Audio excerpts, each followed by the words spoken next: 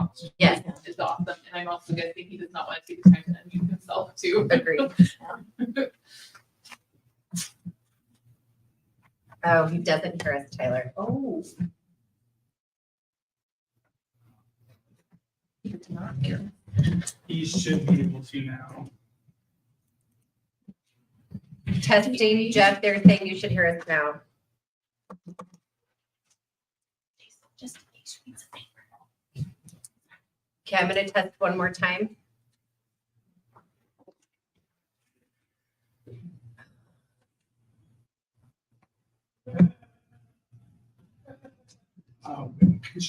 Yep. If he can hear that, then we're okay. I didn't know. I was gonna be like, Sally sells seashells by the teacher. I really didn't know what to say. I was at the place trying to play. I'm gonna close for background noise. Okay. Hopefully he's able to hear. Yeah.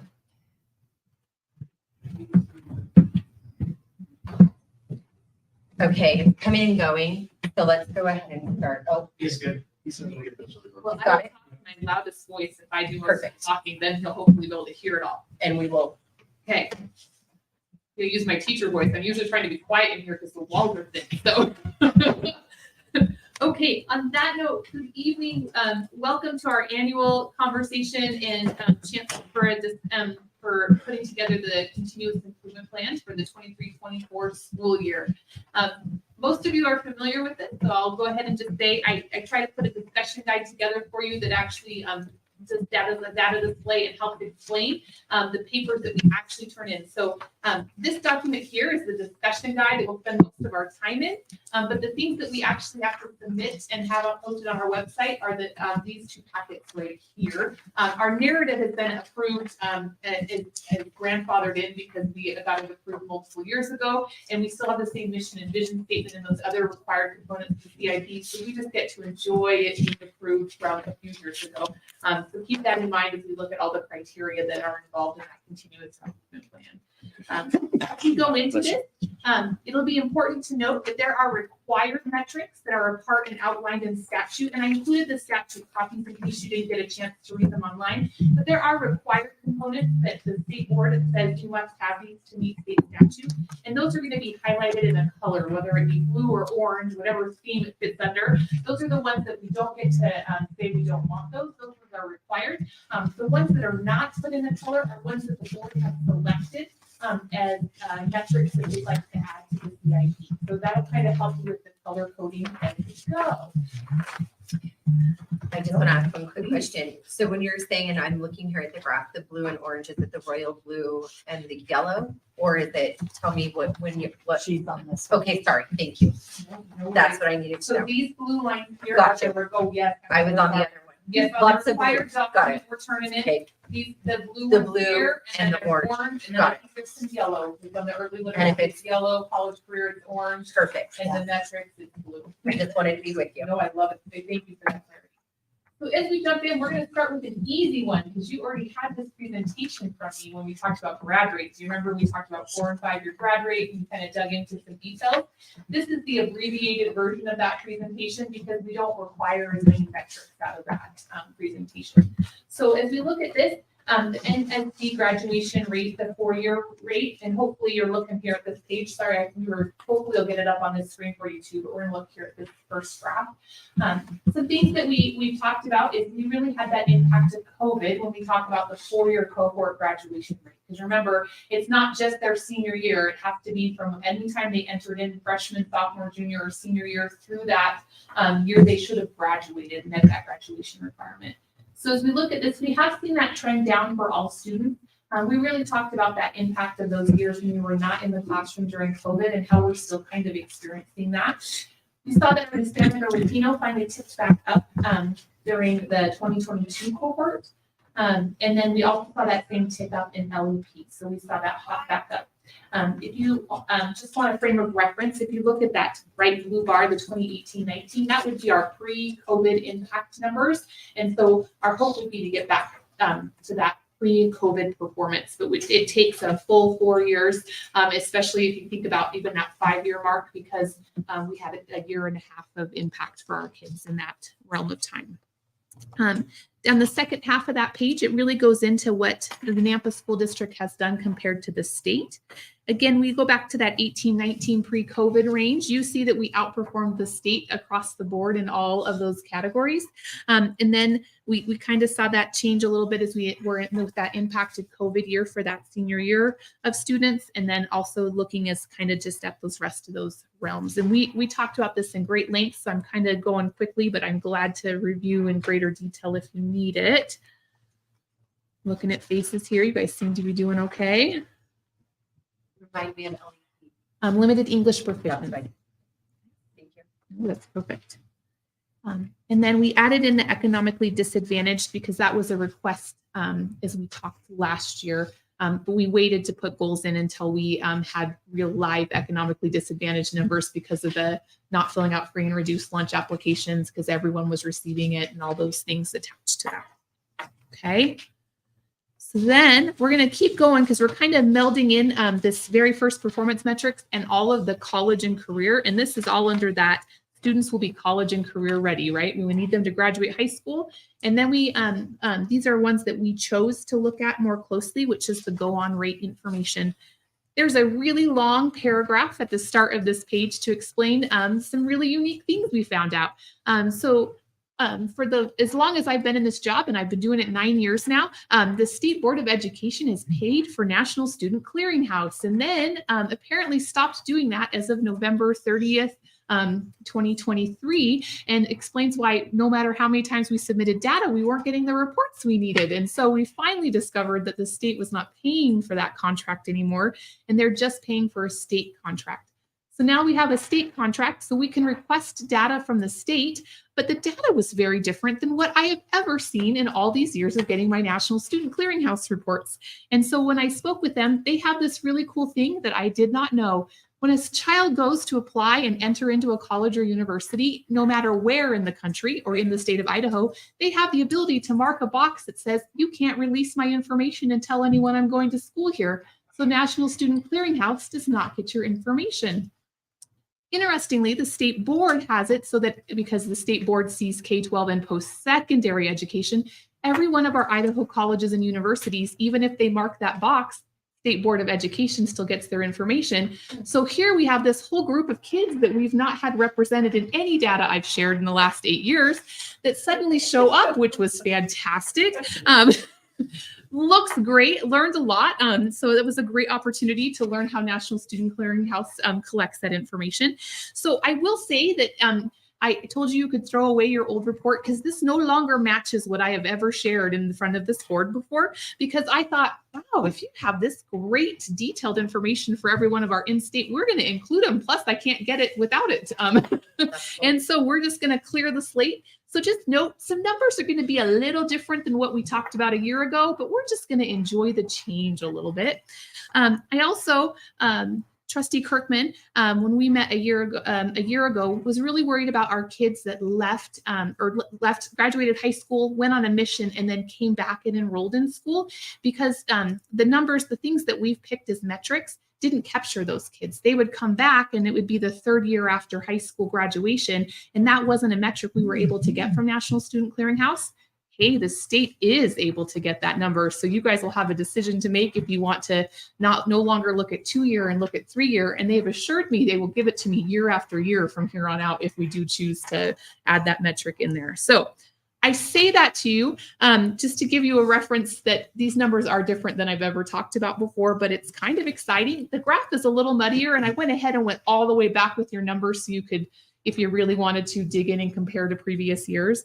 But just keep in mind that as you look at that stack of numbers that I have on this graph here, the bottom row is that percentage of students that enroll that fall immediately after high school. So they graduate in May, and did they enroll that fall, that August or September immediately after high school graduation? The next row is at any time during that first year. That next row is then anytime during the first 2 years, because that's the metric one of the metrics we had chosen to add to this. And then the top line is the 3 years after high school graduation. And I hope you'll enjoy those numbers because I got very happy seeing 50%, 49%, 52%. Those are up where we would like to see them be for our student enrollment at least. I mean, of course, we'd love higher, but that's a pretty great number to look at. So I just wanted to kind of explain the differences in this graph from previous years that you've seen.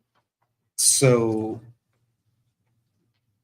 if a student goes to an in-state school, the data is captured. But if they go to an out-of-state school, They that go to information- if they go to an out-of-state school, but they don't mark that box, don't share my information, we get that information and they're included as long as it's a public university or college, right? If private universities and colleges don't always sign up in that portal.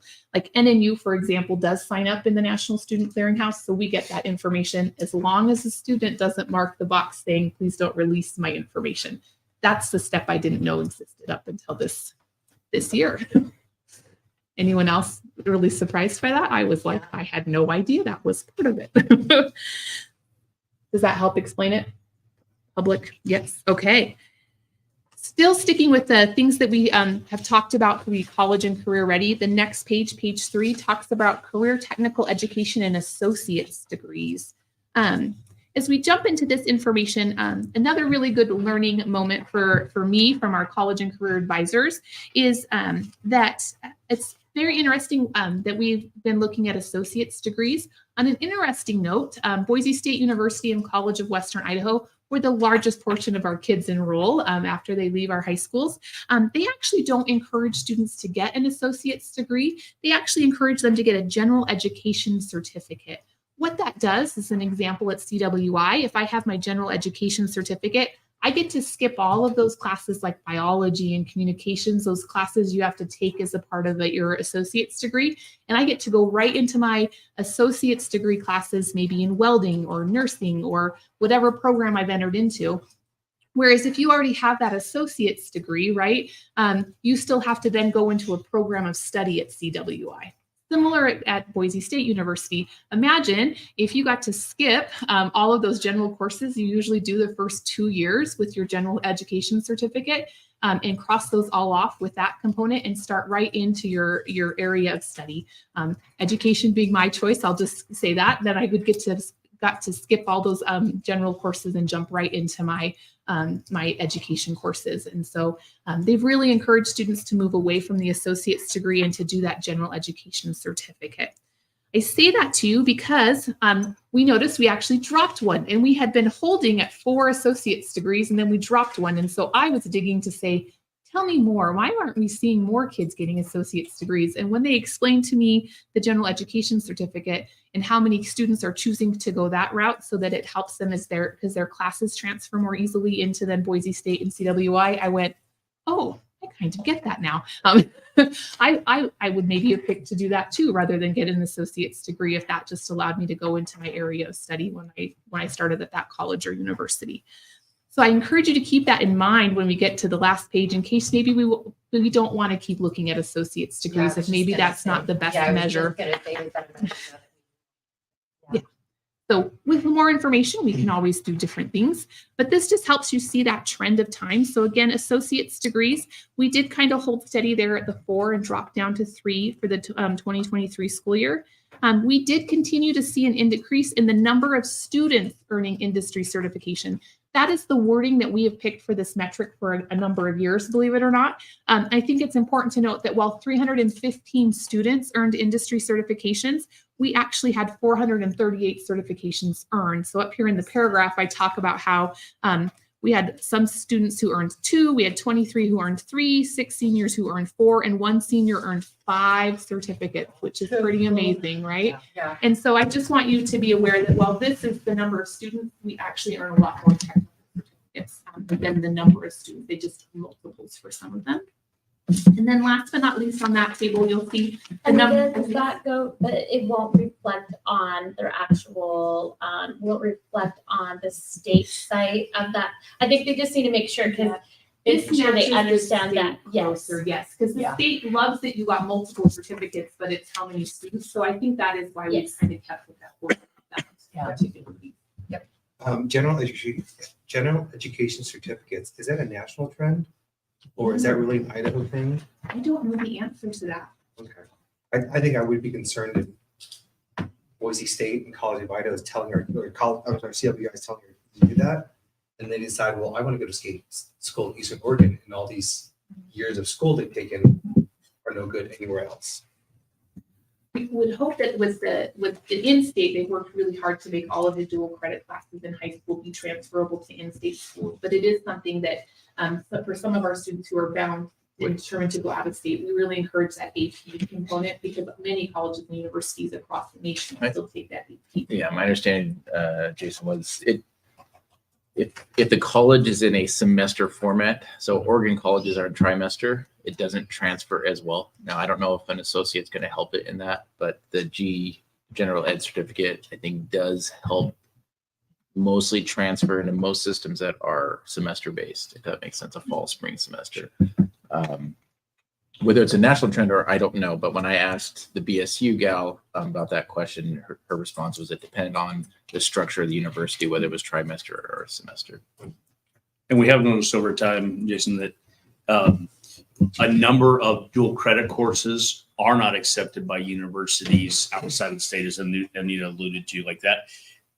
They are good experiences for kids and can really help if they go a post-secondary route within Idaho, but there are a number of states and universities particularly that do or do not accept those. So that's one of the things in the system we try and advise our kids on. While this is a good opportunity, you need to know what your plan is and where you're going. And a lot of kids choose to take those classes anyway because they have multiple plans. If this happens, I'm here. If this happens, I'm here. If this happens, I'm here. So that's just a reality we run into on the dual credit side. As Anita alluded to, the AP side is much better for passing the national AP test to get credit within whatever course that is. So. Okay, the next section is on learning plan and senior applications. This is something that we've tracked for a number of years. And we do, in 8th grade, students create and review a plan. And you can see that in 2023, we've grown to 98% of our 8th graders creating and reviewing that plan. You see we saw a slight dip in our 9th grade students to 90%. We held right at 82% of our 10th graders reviewing their learning plan, as well as 92% of 11th grade. And our 12th graders, because they're on the path to graduation, they're all reviewing those learning plans. They don't get to opt out of that option. And then as we look at that last piece, the percent of 12th grade students applying to at least 1, 2, or 4-year institution or going into the military, and these are college application days are a big thing in our high schools. They are still hitting right at that 90% of students that are completing that application or going into the military. I know I was curious about why we saw some drops and or stagnant percent of kids participating in the learning plan process. An interesting note, in 10th grade, for example, they've been doing it as a part of business application professional, I'm forgetting the acronym.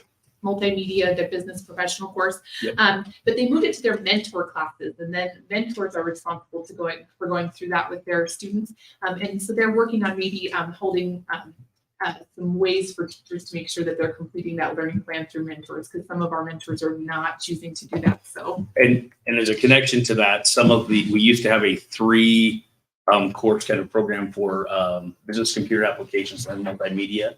We have taken away the multimedia as the only way to get the technology credit. So some of those other electives then have been how you get an additional tech credit and doesn't have to be taken in the sophomore year. This appears to be a gap there where we're seeing that more reviewed in the sophomore year, and we need to address that. So. So on the next page here, you will see a handy dandy table to help with our discussion and the filling in of some boxes on the screen here, because your goal would be that you might be able to make a motion by the end of the night. So I wanted to make sure that you had a template for the discussion, and then I can type it in and make the changes that we need to here. But let's talk first about the items that are going to fall on here. We have just one under the college and career performance that's a required metric, which is that 4-year cohort graduation rate. We see that in 2022, our performance was 77.2%. Our performance target was 78.2. You may remember I encouraged you to be mindful that there's a chance it would not go up because we were still dealing with the effects of the after effects of COVID. And we did see that drop down to 75.5%. Idaho performance in 2023 was 79, or sorry, in 2022, because that's the cohort, we have 79.9. And then I thought that I would just once again say this hopefully is going to be our last cohort of kids impacted by that COVID time in our world. And so I could once again encourage you maybe that 1% or holding it the same, whichever you prefer. But we do just need to be able to select a performance target for the 2023 cohort. So yes, these kids have already graduated, right? These would be the kids who graduated in May, but we have to go through that entire appeal process in November. And then I'll come back in December, January, depending on when it gets released by the state to share that information with all of you. Thoughts on a 1% goal or something else? Is this 76.5% that's the target for 20? That would be the target for the kids who already graduated. The in ones who already graduated. Okay, 2023. thank you. And it might still be a push goal, not gonna tell you anything different for that group. We really are anticipating, and I think optimistically, but also realistically looking at this last cohort should be the last one affected by COVID graduation, what that looks like, and we should be seeing a trend back up. But because it is a 4-year cohort graduation, I'm right, like Anita talked about, it wasn't that we lost them in their senior year, as we maybe lost them in their freshman year, other things that happen with families and in and out. And so that's why, again, we're very optimistic, but we got to be cautious as well that it's still a challenge to get through that. And we're hoping that this next year will be I feel past. like I had a front row ticket because Gavin graduated 2020 and then Brooklyn graduated 2021 and then Gage just this last year. And it was very, very much like you described. Gavin went on and then stopped. Brooklyn took a year and is now BSU, and then Gage went straight to CWI. So I definitely think that you're kind of seeing it. I don't want to say normalized, but you know what I mean. So that's all. So what do you guys think? Does 76.5% of our 2023 graduates sound like a reasonable goal, or would you like something else for that performance target? This is a tough one because it's already happened, right? These are students who already graduated in May and or by the end of summer school. I'm fine with it, but I'm also fine with 76. Yeah, I mean, yeah, I don't know. Yeah, it's such a difficult, this is such a hard thing to do because I would agree with you. I still think there's a lot of effects from COVID. So, I mean, 76.5% sounds good to me. We could wait and see what Jeff wants to weigh in at on the conversation. I just want to make sure clarity. So did I hear you wrong that this is the graduating class that just graduated? Because it should be the one coming up, the 23-24. So it has to run a year behind on the required metric because we don't even start the appeals for the class that graduated in May until November. So I think it's misleading. I just want to make sure you explain that thoroughly Yes. because it's misleading and there's not a district that does it consistently. Everyone does it different. So like when they look at this, they're going to see, and I'm just making sure you guys can communicate it to your patrons. Because when you look at this, it looks like it is for the school year of 23-24. But what I'm hearing at this table, it is not. It is for the school year 22-23. Because that's what the clarity that I think we're seeking. And the little trick is on the state form, it actually goes in a year behind on the cohort, even though the header says something different. That's why this little cohort line is hidden in here, just so you can see it. And I see the 2023 cohort here. Is this what you're thinking is where it's the proposed NSD performance target for 2024? Is that where you're thinking? Mm-hmm. Yeah, so it's got. So I just want to make sure you guys can communicate it out when people hear that. I feel like I can.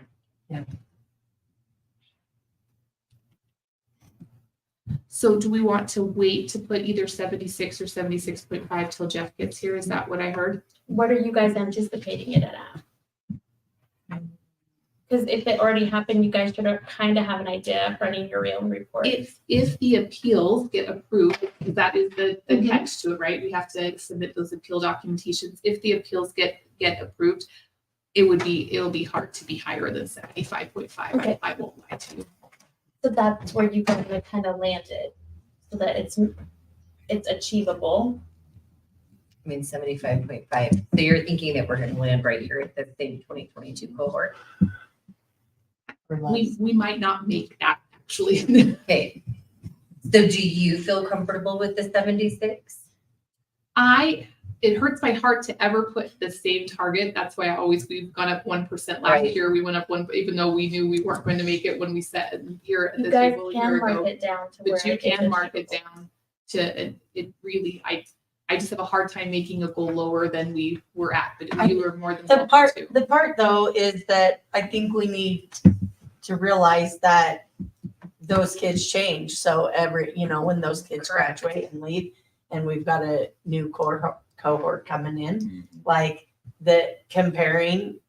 if we're comparing apples to apples, then we're really looking at those kids and those new cohort of kids. And there shouldn't be a problem bringing it down based on what we're seeing out of those kids. So I don't have a problem. I don't even have an going issue down either. 1%. I don't have an issue either, but 74.5. I didn't anticipate this to look differently. Yeah. So there was no I didn't think we were gonna be like at 92. Like, yeah. I didn't want it to be like, hey, like, I got what we meant last year, and I have 3 COVID kids. I have 3 COVID high schoolers. It's mind-boggling the difference it's made. Do you want to go down 1%? Is that? I think I let's would write say it, and then if Jeff If is Jeff feels struggling- much differently or stronger, I would agree. So the next one, the rest of these metrics are not the required ones. These are ones that we've chosen, the board has chosen to include as the part of our continuous improvement plan. So the first one is the percent of students that go on to some form of post-secondary education. I just remind you, the 31 and the 33 were the numbers I shared with you last year. They do not match what was on the graph because of that different data set that we had. So just that friendly reminder.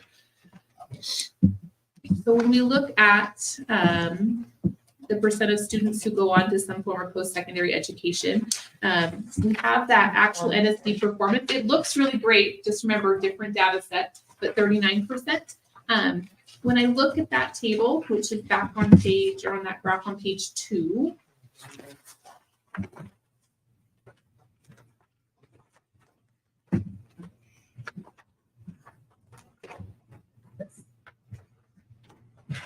and again, we are looking at within 1 year of high school graduation, it'll be that 2023 cohort.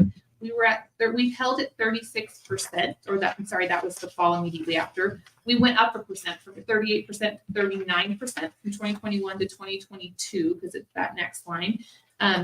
So since we increased 1%, I thought my thought or encouragement would be maybe we could do another percent, another year going, since we increased 1%. But again, totally open. So I made a suggested or proposed goal of 40%, but we are open to different thoughts. But we increased a percent last year. So I thought maybe we could increase another 1%, because we're kind of coming out of that who's enrolling right after or within that first year, it seems. 41, 43, 42. So you want to go back up to 43? Look at the So right above it, so the 33, 39. Sorry, the 40%. Okay, got it. The 31, 33, 39. You want to go up to 40? Do you guys think that sounds like a reasonable? I do. Okay. The next one is really a conversation for you guys to have about the percent of students who go on to a form of post-secondary education within 2 years of high school graduation. That was the only data we were able to get from the National Student Clearinghouse. I went ahead and put it in pink on here because you may consider rewording that goal to be I put it in gray, because you may consider rewording that to some form of post-secondary education within 3 years of high school graduation, because then it would capture that group of students that go on a mission right out of high school and come back and enroll. You don't have to make that change. We can keep it, or we can add in the 3rd year and keep the 2nd year. However, whatever you guys feel is the best metric to keep your eye on for that go on. So the 3-year, this is the one that you just recently got the data on, correct? Yeah. But we're positive that the 2020 was a 50% completely accurate number. The 2020 cohort, if you go back to this table, 3-year, that 2020 cohort is that 50%. That was a really great increase. I will caution you, and maybe why I set a lower goal, is if you look at the row below, we had dropped 5% within that year. So I did not think that we could get back to that 50%. I thought 45 would be a good push if I were to make a recommendation to you or propose something out to you. Anita, this doesn't include military service, correct? No, military service is not captured in the National Student Clearinghouse. Yeah. Okay. And then, like, so I'm just curious about like BYU, Idaho, do we get their data if do they prescribe like NNU? Yes, they do. Are like, we have a number of students who Yeah. are BYU, Idaho, or even down in Utah. And for a couple of years, we've had one down in Hawaii, I believe, as well. And so we do get that information, okay. Because that was the other thing that I thought, if a lot of kids are going to those private institutions possibly after admission, then They we don't want to set a bar that's super high if it's data that we can't collect or don't have the ability to get. That was my question, but I couldn't. I was screaming in my truck. Listen, we really tried to Oh, make no, it was my fault. Okay. I didn't have my mic on. So. I mean, I think 45 there, and I would change it to the 3-year. I would change it to the 3 years For as the well. goal. And I like the idea of collecting for that part of time because we do have a lot of kids who go on the mission and we're capturing that data anyway. We did these numbers for you very softly. Yeah, I heard them. So everyone feels comfortable with that 3. Close. I want to help you, and then I Yes. just wanted to see if we could do it. I'm gonna walk up and around. I'm like, Actually, I had full faith in you. I was waiting for a leg to go out for balance. like there's this thing that's like something where it's like long arms, little shirt. Anyway, T-Rex. Sorry. So are we all comfortable moving that from 2 years to 3 years? So we would get rid of the 2-year. That for sure. Because we're gonna, Yeah. we're gonna collect. And then we do have so what I'm gonna do is I'm gonna put it NA because it wasn't a goal because that first column on this page is from last year's document and it wasn't a goal of ours yet. And then that's our data. And then do you guys feel good about that 45%? And just with that explanation that the next cohort of kids had dropped 5%, I didn't feel like we could get to that 50%, but Yeah. does that sound okay? Mm-hmm. Yes. So the next line there is that right underneath that pink line, and it talks about the number of high school students who graduate with an associate degree or a CTE certificate. Again, we can keep that associate degree on there and continue to monitor that, or we can remove it because of that general education certificate. So both options are available to you. What's the gap between a degree, a certificate and an associate's degree? Is it a large one? I mean, are we having a large number of students No, do as it? far as like getting a general education certificate to an associate's degree, what's the gap? Do you have any idea? I know that the general education was 30 some credits they had to achieve. I don't know associates. I think it's pretty close actually. Yeah, I But would think so it's the too. manner of what courses you take. Based on the person from BSU said, again, if you go into certain studies, you may have to repeat certain courses with your associates. But if you get that general education certificate in the state of Idaho schools, you're guaranteed at least to miss your freshman year and move on to your 200 levels. So could we track that? Could we track that? The general certificate, education the certificate. General education certificate. So our district career and college advising coordinator was able to get that information from BSU. We were not able to get that information from CWI. So I know she was able to tell me how many students entered Boise State, what they call it with the sophomore start, which meant they had their general education certificate. How not many, their do we know associate's. that number? I certainly have it in its email, but I do not remember it off the top of my head. I'm sorry. It was Oh, it was a lot. It was, So it was Yeah. a ton. yes. It's way more significant. than So the it's way more significant than for associate's degree. So it makes more sense that we have more kids 23. choosing that route because the 23. numbers are higher. Mhm. So I'm with you. I don't, personally, I'm not, and I'm totally open to discussion, but I don't see why we would continue to attract. I want to say we had 23 go to BSU from that earned their. 23 or 34 or something in that realm. But That was a lot just more solely than that. BSU, so I That don't know was just CWI's, but With an associate's? With the No, general- with the general, With the general, yeah. So the associates, we have 3 and we have 23. So it's Which just a BSU alone. is what they basically explained, is then you can go directly into your 23, area of study. And if it's not that big of a gap, Yeah. I think track this. I would, I mean, is that, I don't know that, so we were able to get it from BSU, we weren't able to get it from it's just- CWI, so that's the we problem. could, but we'd just be tracking one university. I don't know if we want to do that, but we should. So it's one of those things where when they enroll, they maybe are testing out at. If they have that general education certificate, they're automatically into the sophomore start at Boise State. So that's Okay. how they were able to tell us how many Nampa school district students have been sophomore start. Well, that's what I mean. Who's giving out though the general education certificate? Because I feel like if that's us, CWI or Boise State are giving. are the giving general them out. education. Okay, Yes, so we're at their mercy. yes. correct. okay.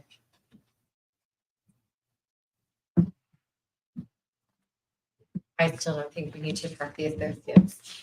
And we've got 4, so 4 total associates, is that And it correct? was only 3 this past And year. it was 3 this past year, but 23 with that certificate, and they're getting a sophomore start at BSU. It's unfortunate, because I would like to make that more public. Just met with the gal. That to me, yeah, that's the problem. That's the only reason I want to put the metric there, is that to me, that sounds like something I want every parent to know. Well, and also, I mean, I feel like this general education certificate, it sounds like it's replacing the associate's degree. Is that right? Because when I went to school, that's what people, if you had your associate's degree, Exactly. you could transfer anywhere, same kind of Correct. thing, and you'd start as a sophomore, like, so same kind of idea. So I feel like that's something, and it sounds like maybe not all, but at least the Idaho universities and colleges are doing that. It is the push. Is the move to that. Counselors is to move to general education. Yeah, try to get more kids to start with sophomore start. It's also something I think the State Department would like to see as well. Now, whether it's replacing it nationally, I don't know. And consistently through the state. Right. So, I would believe it's not currently, but that is their push. So that would be the hard part about setting that as a goal, just being able to explain it. Yeah. And to collect the data. The data, To be accurate for you. Yeah. So did CWI not give you the data, or they don't capture it? It's a great question. I know Mallory just had not been able to get it from them. I don't know if it's that they didn't capture it or not. I didn't ask for that part. seems like that would be something pretty significant, since there's so many students that are going there.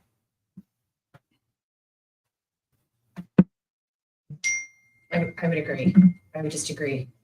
To have that many at BSU, I can't imagine. Well, but then again, would you need to, if you had the general ed, what would be the point in considering CWI? Because isn't that just a 2-year?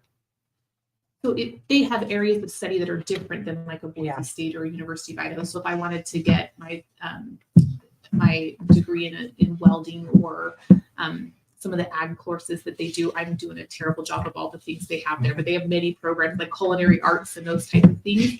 And so you end up with an associate's degree, but then it's focused in an area of study.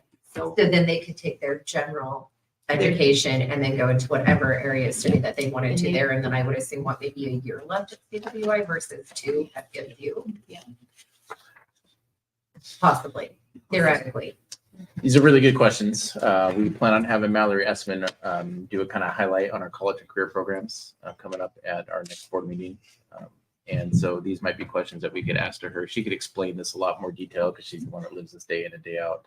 Yeah, this is very intriguing. Just for what it's worth, I think we take the associate's degree off and just track the students, right? Is that what you said? That was easier data? The students getting with the CTE certificate? yes, because we hand out those CTE certificates. Right. To track that data. And so I wonder, like, do we want to track how many students or how many certificates, like you said, like, One person gets 5. yeah, she said, yeah. Yeah. So, that's, We track both. We Well, could that's, I track almost wonder if Mhm. adding that to that, the number of students who graduate with a CTE certificate and then the number of CTE certificates given.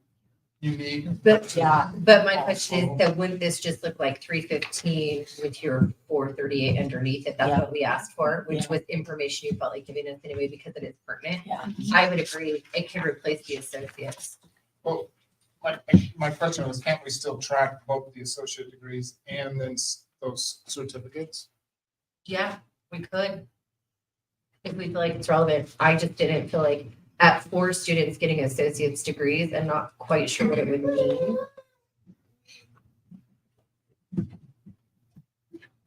It's totally up to you guys. Either way, it's data that we can easily get and that we can easily pull, correct, Anita?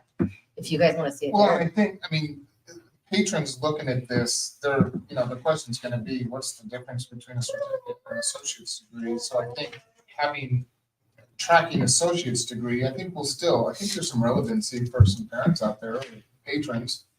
I mean, this whole go on rate, I mean, they're kind of looking at too, but I think it's also valuable to track the certificates and even breaking them down, the unique individuals getting however many, and then the total number of certificates. If that's not, And just to be clear, this is career technical education certificates from our CTE program. This is not Oh, I that see. general General, education certificate. That's a different thing. but we could track both general ed certificates and associate's degrees. I don't know that we can. She's saying basically for sure from BSU, she's not sure about the rest, but the reason I like that number is we're thinking that it was like 34 for BSU that had a sophomore start, which is much more reflective of what kids are doing than 3 associate's degrees.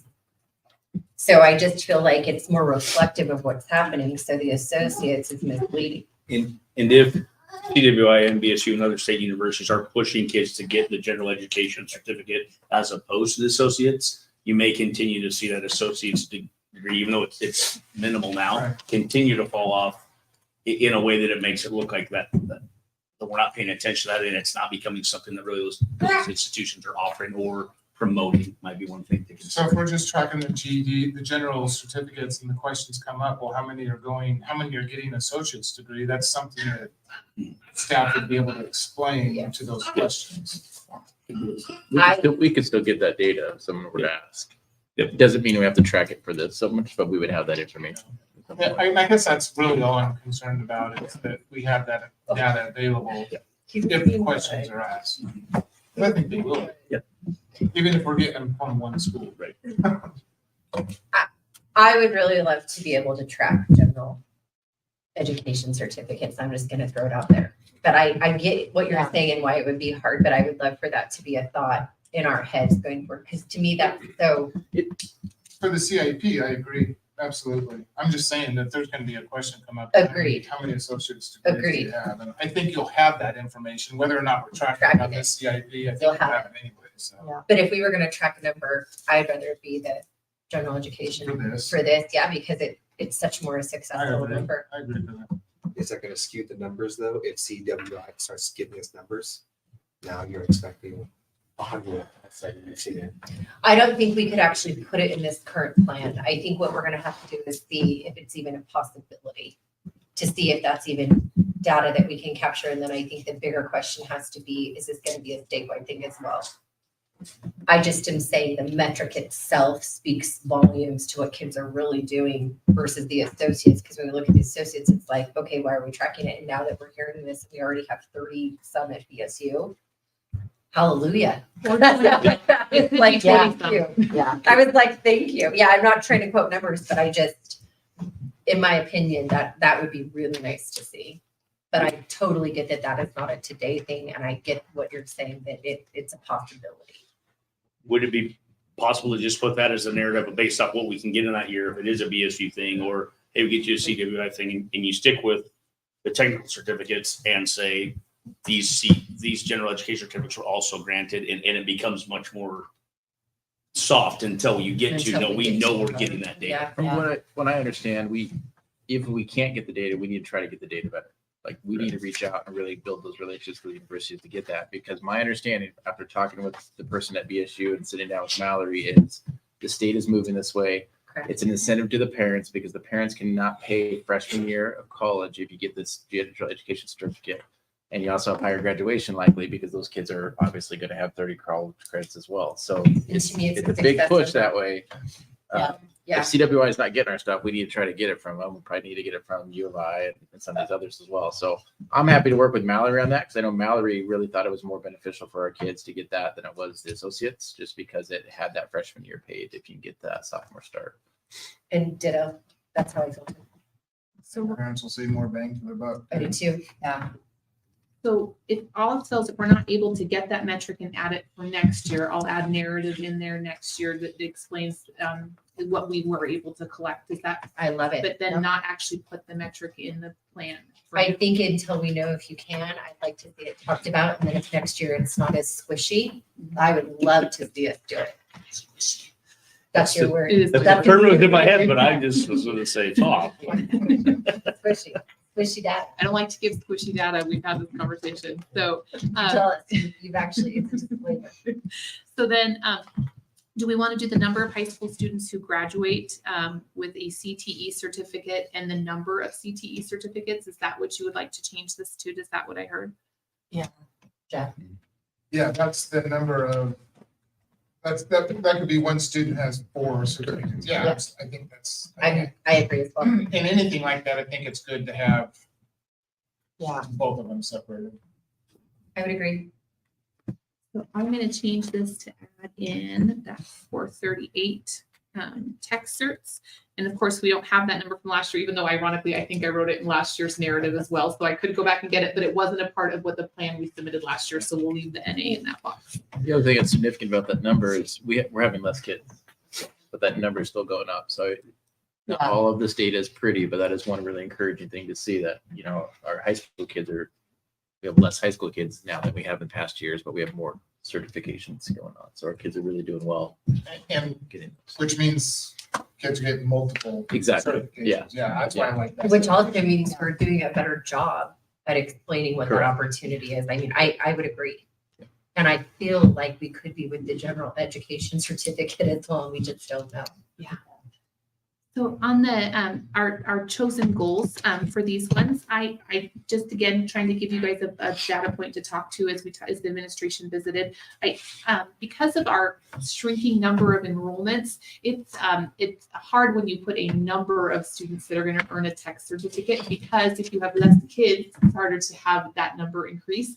And so as I visited with our CTE program folks, we wondered about maybe recommending continuing that 315 tech certs for next year, because that's a good number. The one I didn't have a recommendation for is how many of those total tech certs. So, but again, we can go with a higher number. I just am worried that with our shrinking enrollment at the high school level, that could be a push goal. Or you could even go down if you think 315 Is that is too from high. is that from the class of 2023? Yes, the So do 315. you have your guys' total amount of high school students from 2023? Like the total class size in high school? The Is that shrinkage. right? So that whole total class, how many's in it? And that would help them decide, because it's still from last year. So the So only great. tough thing is that it includes sophomores who get their business computer application certificate, and then it includes juniors who complete their CTE. So it's a different number of kids. Right, but you guys can also always look at high school, because it says number Yeah. of high school students. It doesn't say grades 9, 12, Oh, yeah. 11, but also compare it to what your enrollment has been in just grades 9 Yeah. through 12. That way you'll also be able to see what percentage is really taking advantage of it at some point. Yeah. And you can get an achievable goal. But if you don't know that number, you guys can just go with the 315, but then that can also be moving forward, is always looking at, are we increasing by the percentage? Not by the Yeah. Do we have our overall shrinkage? We can get it.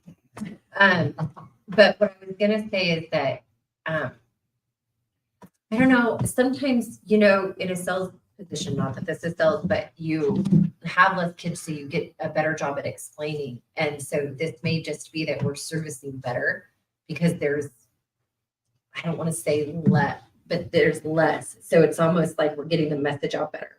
I just think that this number will stay the same. I don't really see this shrinking. You're talking about At 3:15? I am. I just am because I just feel like that's us being better stewards of what we have to offer. I really feel like in the last few years, we have really beefed up discussing our CTE, walking through our CTE, investing in our CTE. And I think that parents are starting to, I mean, you can basically come out, you can come out making $50 an hour at some of these things that they're doing at this moment. Do you know how many are enrolled in technical classes right now? By chance? Not off the top of my head, Yeah. no, but I can, I would have been surprised if you had a number off the top of your head. yeah. So I just would say, I don't know what we want to say for certs, but I would assume that we would probably stay the same in CTE personally. I would say 315 students and 400 tech certs.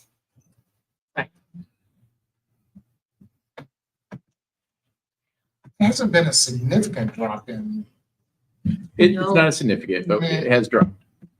Yeah, I know we've had a drop. So you guys have last year in the enrollment report in May in high school classes. So I'm just doing grades 9 through 12 because it doesn't say specific grade, it says high school. Your total enrollment at the end of, so that's May, just for high school was 3,958 students. Right now, currently enrolled in the 3 Okay. comprehensives, we're at 3822. Are you not including? I haven't yet. I'm Okay. just, that's the update that I have. What, like, I'm literally doing the math as we're talking. So we may be in very much that same range. So What was it again, your number? 3,958. But I would say, what did you come up with currently with just the 4? 3822. But So maybe that's just the 3 the comprehensives. other one was landing at 194 last year at the end of the year. And they're at 181 right now. Okay. Yes, we are. So 8%, are we saying about 8% of the kids get the CTEs, about 8%?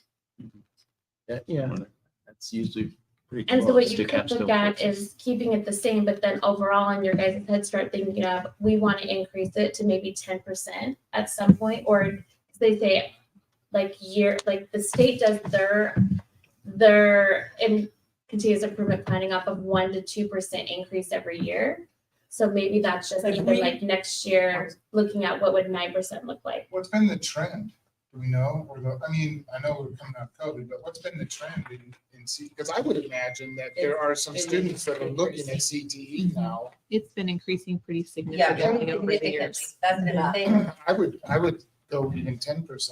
And That, well, if From we 8 to take the 10%. drop and leave it at 315, it would go to Is that the 10% 10%? naturally, correct? It would basically create a natural 10%. or However we get to that number, maybe 10%. So So I will bring us back here to the wording actually, because this is what Cindy Graduate, Arns said. yeah. It is the number of high school students who graduate with a CTE certificate. So they may earn it their sophomore year, but then they have to actually persist and graduate with us. So maybe we should have just looked at that 12th grade class.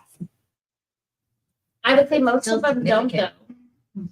because they can get it, as long as they are in your cohort. So you could be getting a student that was in a different district, but that they're your cohort data. They might not have got their CTE certificate with Nampa, but they would still be in Nampa's calculation. I think we could leave it the same at 315. Do you feel like that's really overshooting based on everything that you've looked at? I And that would don't be, know. that would be an additional 2% increase. Basically, Yeah. it would basically be, if my numbers are right, but what do you think, Andy? Yeah, no, I think 315 for students. Would you have to put a narrative in there as to why it's the same and explain we've had a drop in enrollment, or is that something that you don't have to do? We don't have to explain. No. I always feel like with data, you have to explain things that they don't look like it's increasing, because you look at this and then, like, where's your increase? Where's your improvement? And again, though, we're talking, I mean, so you're talking about different groups of kids, so improvement looks different for each group of kids. Well, that's what I'm saying. See, you're Yeah. explaining the data. That's what I'm wondering if that has to be, if there's a, 'cause this goes to the state board, correct? Yeah, so do we need to, You just need to be able to communicate it to your patrons, not to the state board. okay. Yeah. I would really tell you that we're getting better at explaining that we have CT and getting people involved. I really feel that way. That's the only reason I feel confident in that goal. Is I feel honestly like that metric is about us doing our job better. So with that 438 tech certs earned this past year for the 2022-23, what do we think a goal for 23-24 with that addition? Saying 400, Sure. especially since we Hey, really it's haven't been numbers. tracking When it. Andy speaks. I had to try 3 times to get to 8%. When Anita or Andy speak about numbers, Andy would. I tried to make them easy to understand.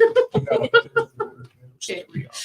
So then the next set of numbers here on your page are, again, our chosen metrics are the percent of students with learning plans graded and reviewed in 8th grade. And then also while we're at the 9th, 10th, 11th, and 12th grade, this is something that we've kept tabs on for a number of years that previous boards and this board have chosen to continue to monitor.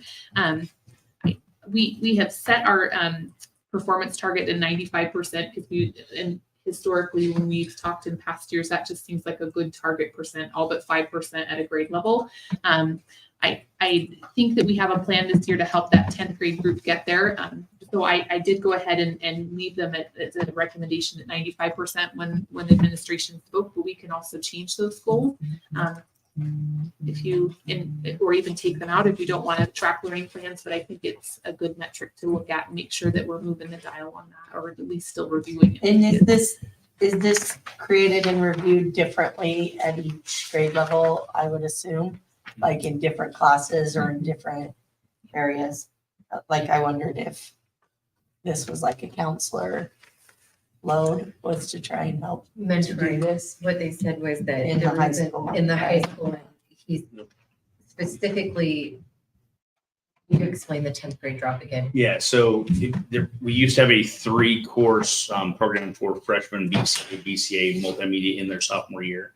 Multimedia is no longer required. A third tech credit is, but it does not have to be taken in the sophomore year. So that opens up flexibility and unintentionally created a gap where we don't have a specific sophomore course that learning plan has been reviewed in, where we were able to do that in the past. And since it dropped clear to 82%, I would assume that there would have had to have been an answer. So there's a gap there and then it increases to 92 and then Yeah. 100 to seniors. So it would make the most sense that it's an area of opportunities. So will it stay in mentoring now? Very likely, just because of the access to that and working with our mentors to get even better on understanding where their kids are learning wise. Hey, what are we doing to track that? So yes. But that gap was closed at 100, that gap was closed in 12th grade though, right?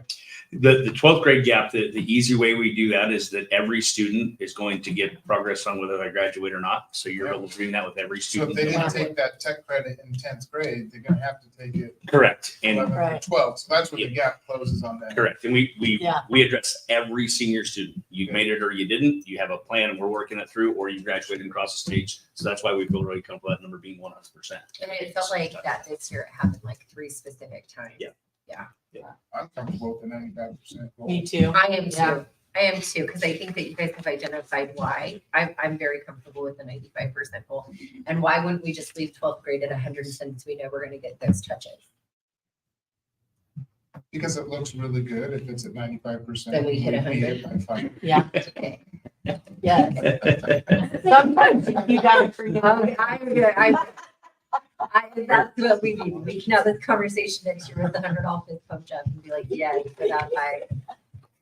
I mean, some districts put 100% because they should be meeting with all their students annually. So the goal at 95% at 12th grade may not look good. It shouldn't be. No, at I'm just 100%. saying like it's I know, reasonable, but it really but should so be. is Yeah, because they're 100%. gonna do it anyway. You put it at 98%. One of the That's challenges is reasonable. kids in and out. Yeah. If you have an annual Yeah. review, when does that happen? Yeah. So that's why, from my perspective, 95% makes a lot of sense because you're going to have that in and out. That's food for thought. They both sound reasonable. And you have some kids that just avoid. We've known one or two of those. Yes. We've known one or two. So keep it at 95%. I said, yeah. That's good. Be Catholic.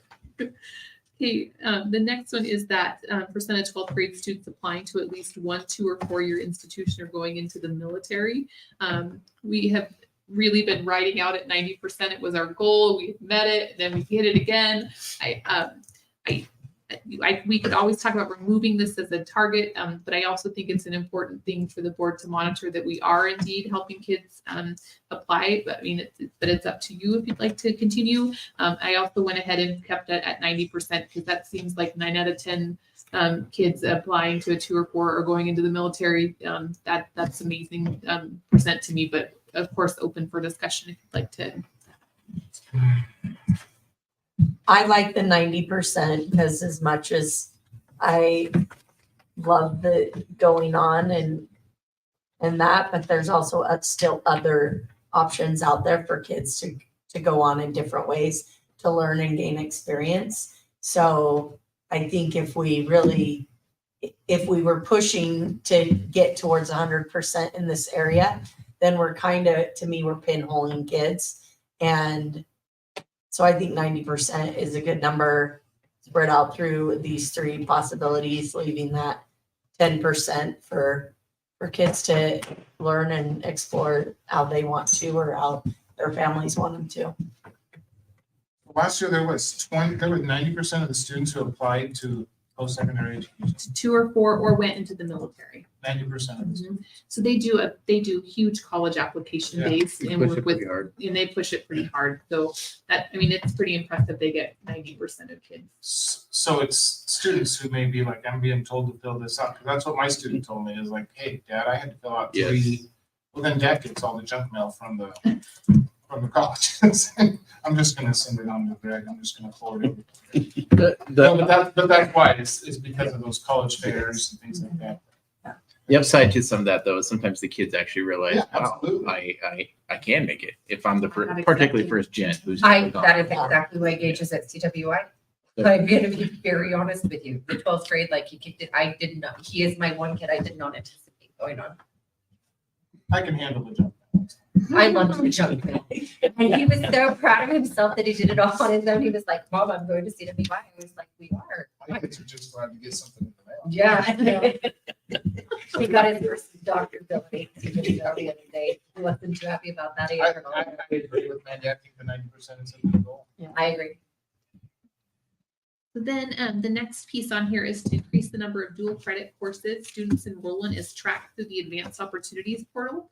I just want to highlight one more time, dual credit courses. Like we used to, a lot of students take driver's ed, for example, and used Advanced Opportunities for that and use their money for that, but that's not a dual credit course. So just just keep in mind as you look at that drop of just a little over 200 dual credit courses enrolled in. So let's chit chat really quick about dual credit. Based on what we've just discussed, and how we're talking about pushing kids into that general ed, are those going to include dual credit courses? So it would. A lot of It would have to. So it's a similar metric that we're looking at. Yeah. Do we know why we feel like we had such a drop? Okay. I can speak to that. Quite honestly, a big piece of staff turnover. When you have a dual credit course, you have to have the instructor has an agreement or is articulated to the university to offering that. When you have certain people leave, you don't have people to offer that course. Got it. So that's one of the factors. I don't Then want we to say could that's offer it. less. We do So have, we have less offering. Correct. Are we better set up to offer more? we will continue to unless we lose that staff. But yes, that's why it can go up and down or fluctuate within a few hundred every year. Is you have an English teacher leave who offered dual credit and hit 50 kids, for example, right? That can be as many as We're trying to 150 educate our staff about that. Some staff don't understand, what it takes or does, and a lot of the staff like to teach for their alma mater, if that makes sense. So if I'm a U of I grad and I don't really want to teach BSU dual credit, or if I'm a BSU dual credit, I don't really want to teach U of I. And we're trying to get our staff to understand that at different options at different campuses so that our kids can have those opportunities. But it has a lot to do with the ability to offer it. And there's no financial incentive from the college, is there? There can be. They- A certain, they a kick certain in- dollar amount per student I enrolled. mean, do they kick in like part of the teacher salary. and stuff. They don't teach, it typically is not a teacher salary, but there is a, hey, if you have 50 kids that sign up, there's a per pupil allocation they'll allocate to that teacher of like There- $30 or Some of the universities, to encourage that more, are looking at helping them to get your master's. You have a certain percentage of your degree paid for as you're heading there. So So if you're going to stay there's with it. incentives that are coming down the pipe. We're doing a better job at trying to get teachers to do that. But do we feel like, obviously we dropped. So are we saying we feel like 2,500 would be the better number here versus saying we're going to try to do 200? Or are we saying 246 was, or Yeah. 2,467 was really pushing it? What are we saying? To me, it's a good goal. We should always push it higher. I Okay. think that's important. But in the Okay. reality of us staff turnover and having less kids take courses as well.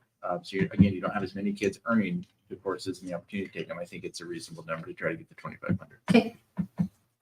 I like that number, but team. Yep. You got a thumbs up Dig it. over here. Sorry, I Okay. didn't. Dig it.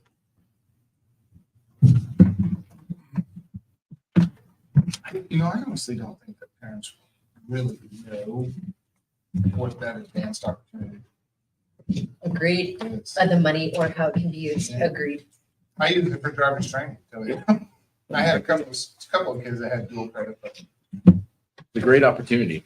yeah. It is. It really It's is. huge. just to what Anita was talking about too, with Mallory and the work she's been doing, we are trying to get that word out to parents more so that they do understand that.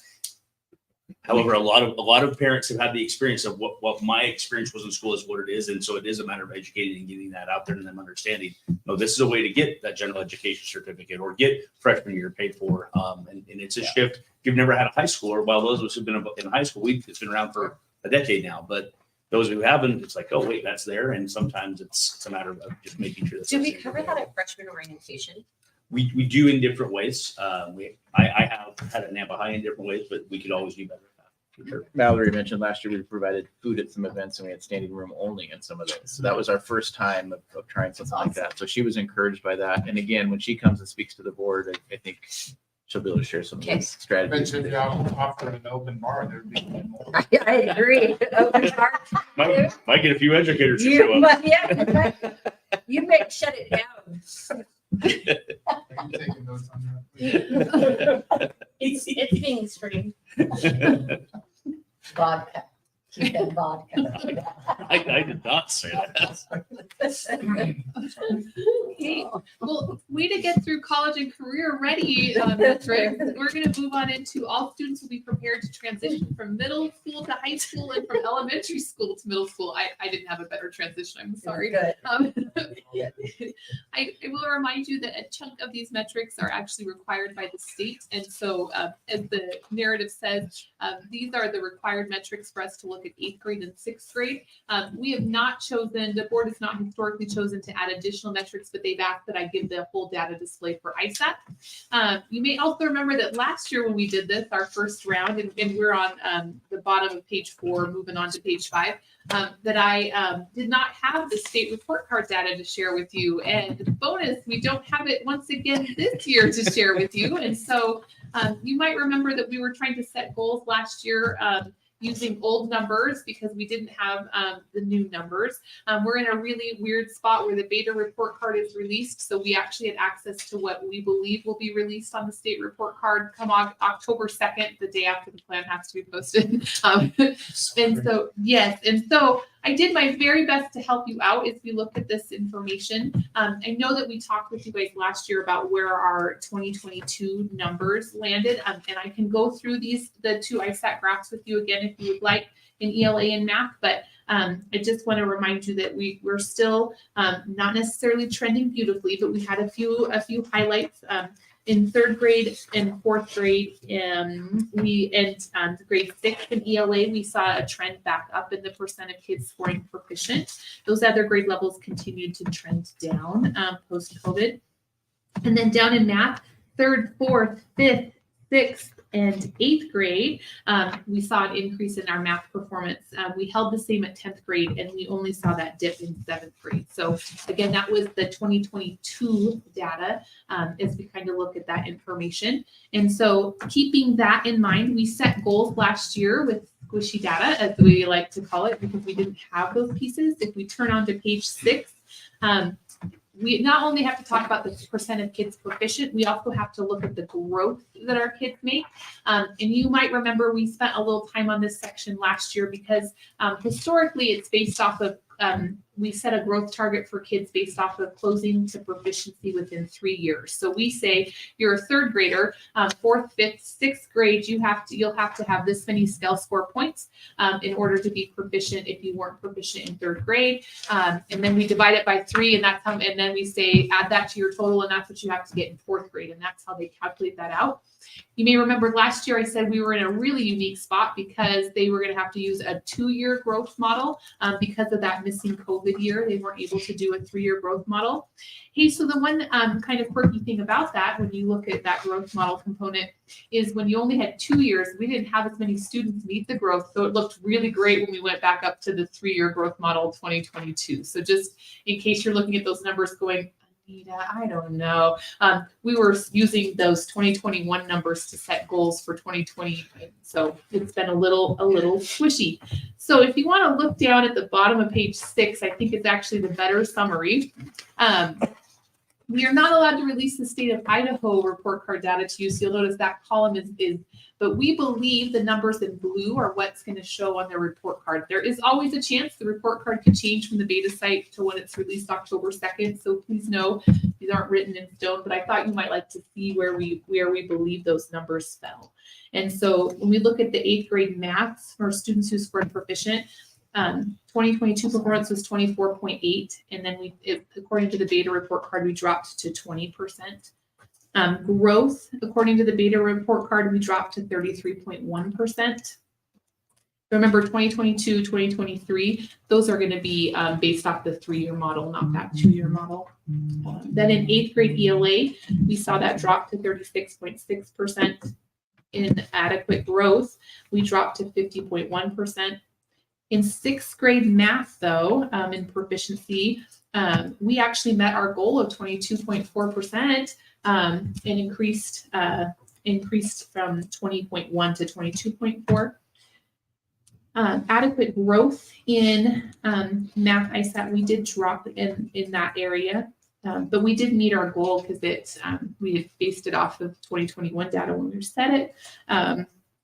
And then percent of students who score proficient, we saw that drop to 30.8. And then in 6th grade ELA, we also saw that drop. So there is plenty of opportunity for growth in our ISAT scores. And so I share that with you.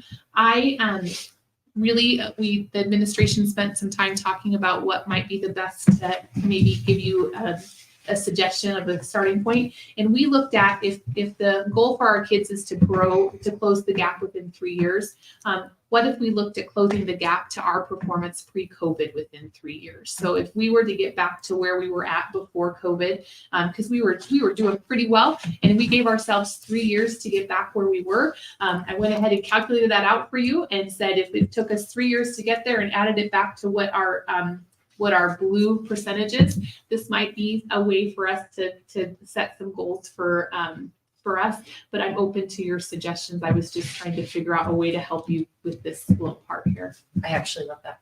Yeah.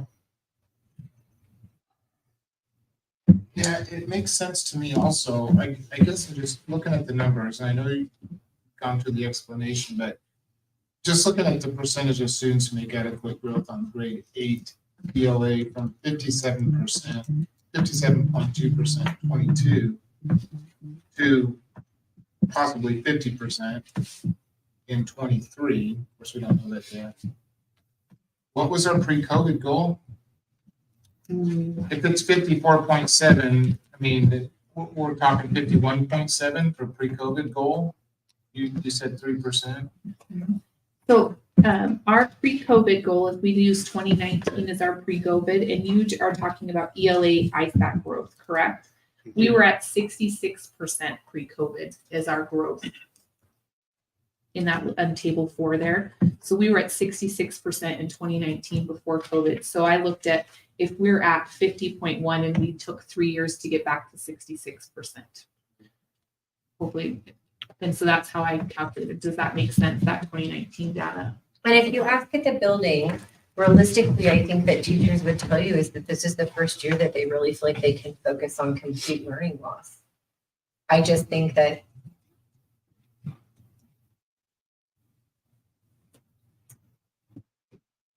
the environment has been fairly tumultuous for reasons completely outside of many people's control. And so I think that people are very aware of this is the focus right now. We need to get up there. And I like that we're working on getting to where we know we can be. So I like it. It sucks that we've dropped so much and the scores are low.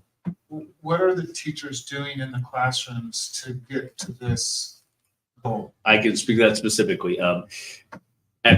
To speak to Brooke's comment about being tumultuous, I think just from the perspective of a change, it was for the most part a brand new district team last year. We were getting our feet underneath this, and we rolled into this year having a very specific plan when it comes to ISAT. We rolled out a comprehensive testing system that we are doing 3 times a year on specific identified ISAT targets at each grade level. And they're in the first window of that actually this week. And then we will be reviewing that common targeted assessment data. We do that 3 times throughout the year so that we are tracking and know and can intervene with kids as we're getting to the ISAT window.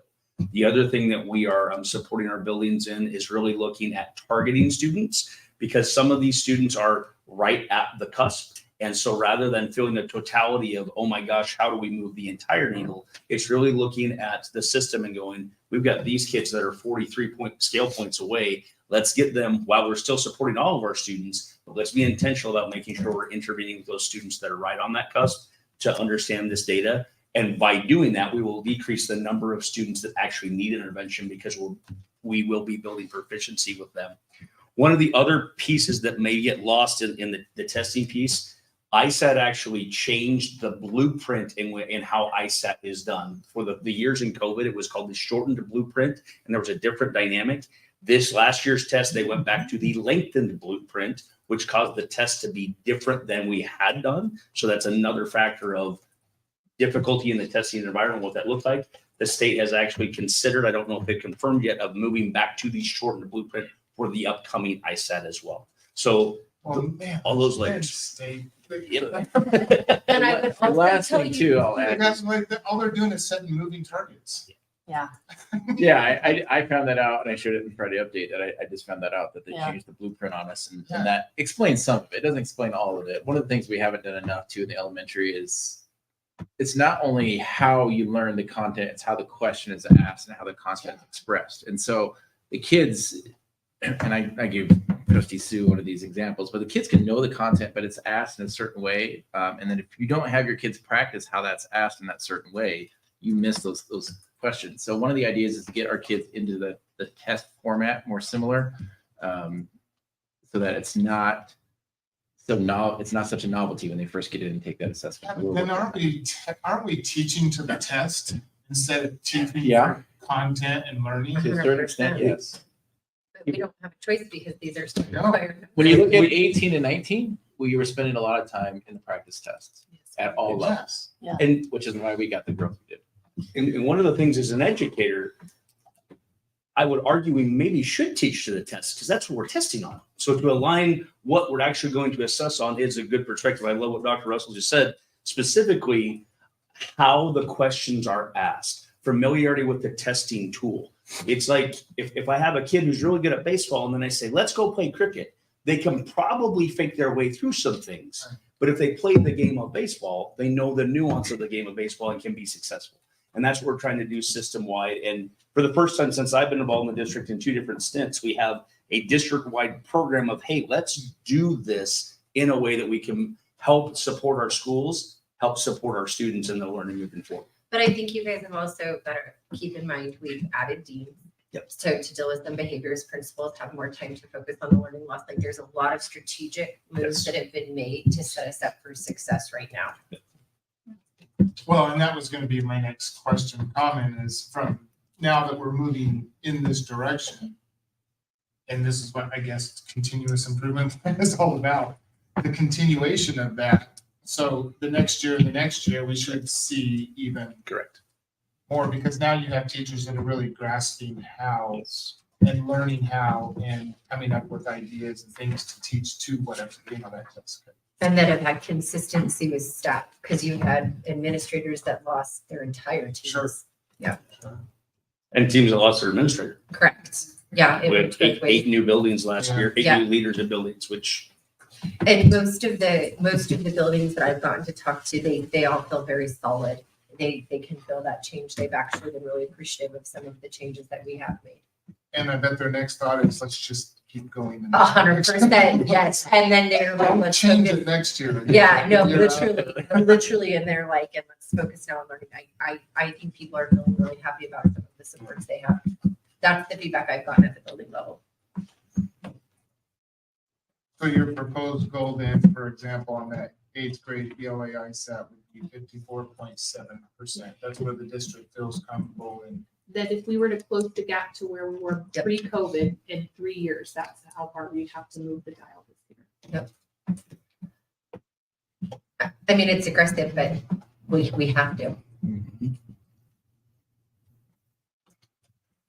Too aggressive and you would like different numbers, or do you feel comfortable with those? I wish I had an opportunity to have all the teachers right here and ask them point blank, are you guys comfortable with it? Can you hit the mark? Rah, that kind of, I know they can't. And I'm okay with these numbers. I like these. I do like too. it goes. I like being a little bit more aggressive, I do too. but I don't want to get so far out there that the teacher's like, well, this is not gonna be. Yeah, I mean, I think for me, the hardest thing is we don't have all the control over our kids, and we don't, as much as we'd like to think they're all getting a great night's sleep every night and getting to school and learning all the things that we need them to learn in a day.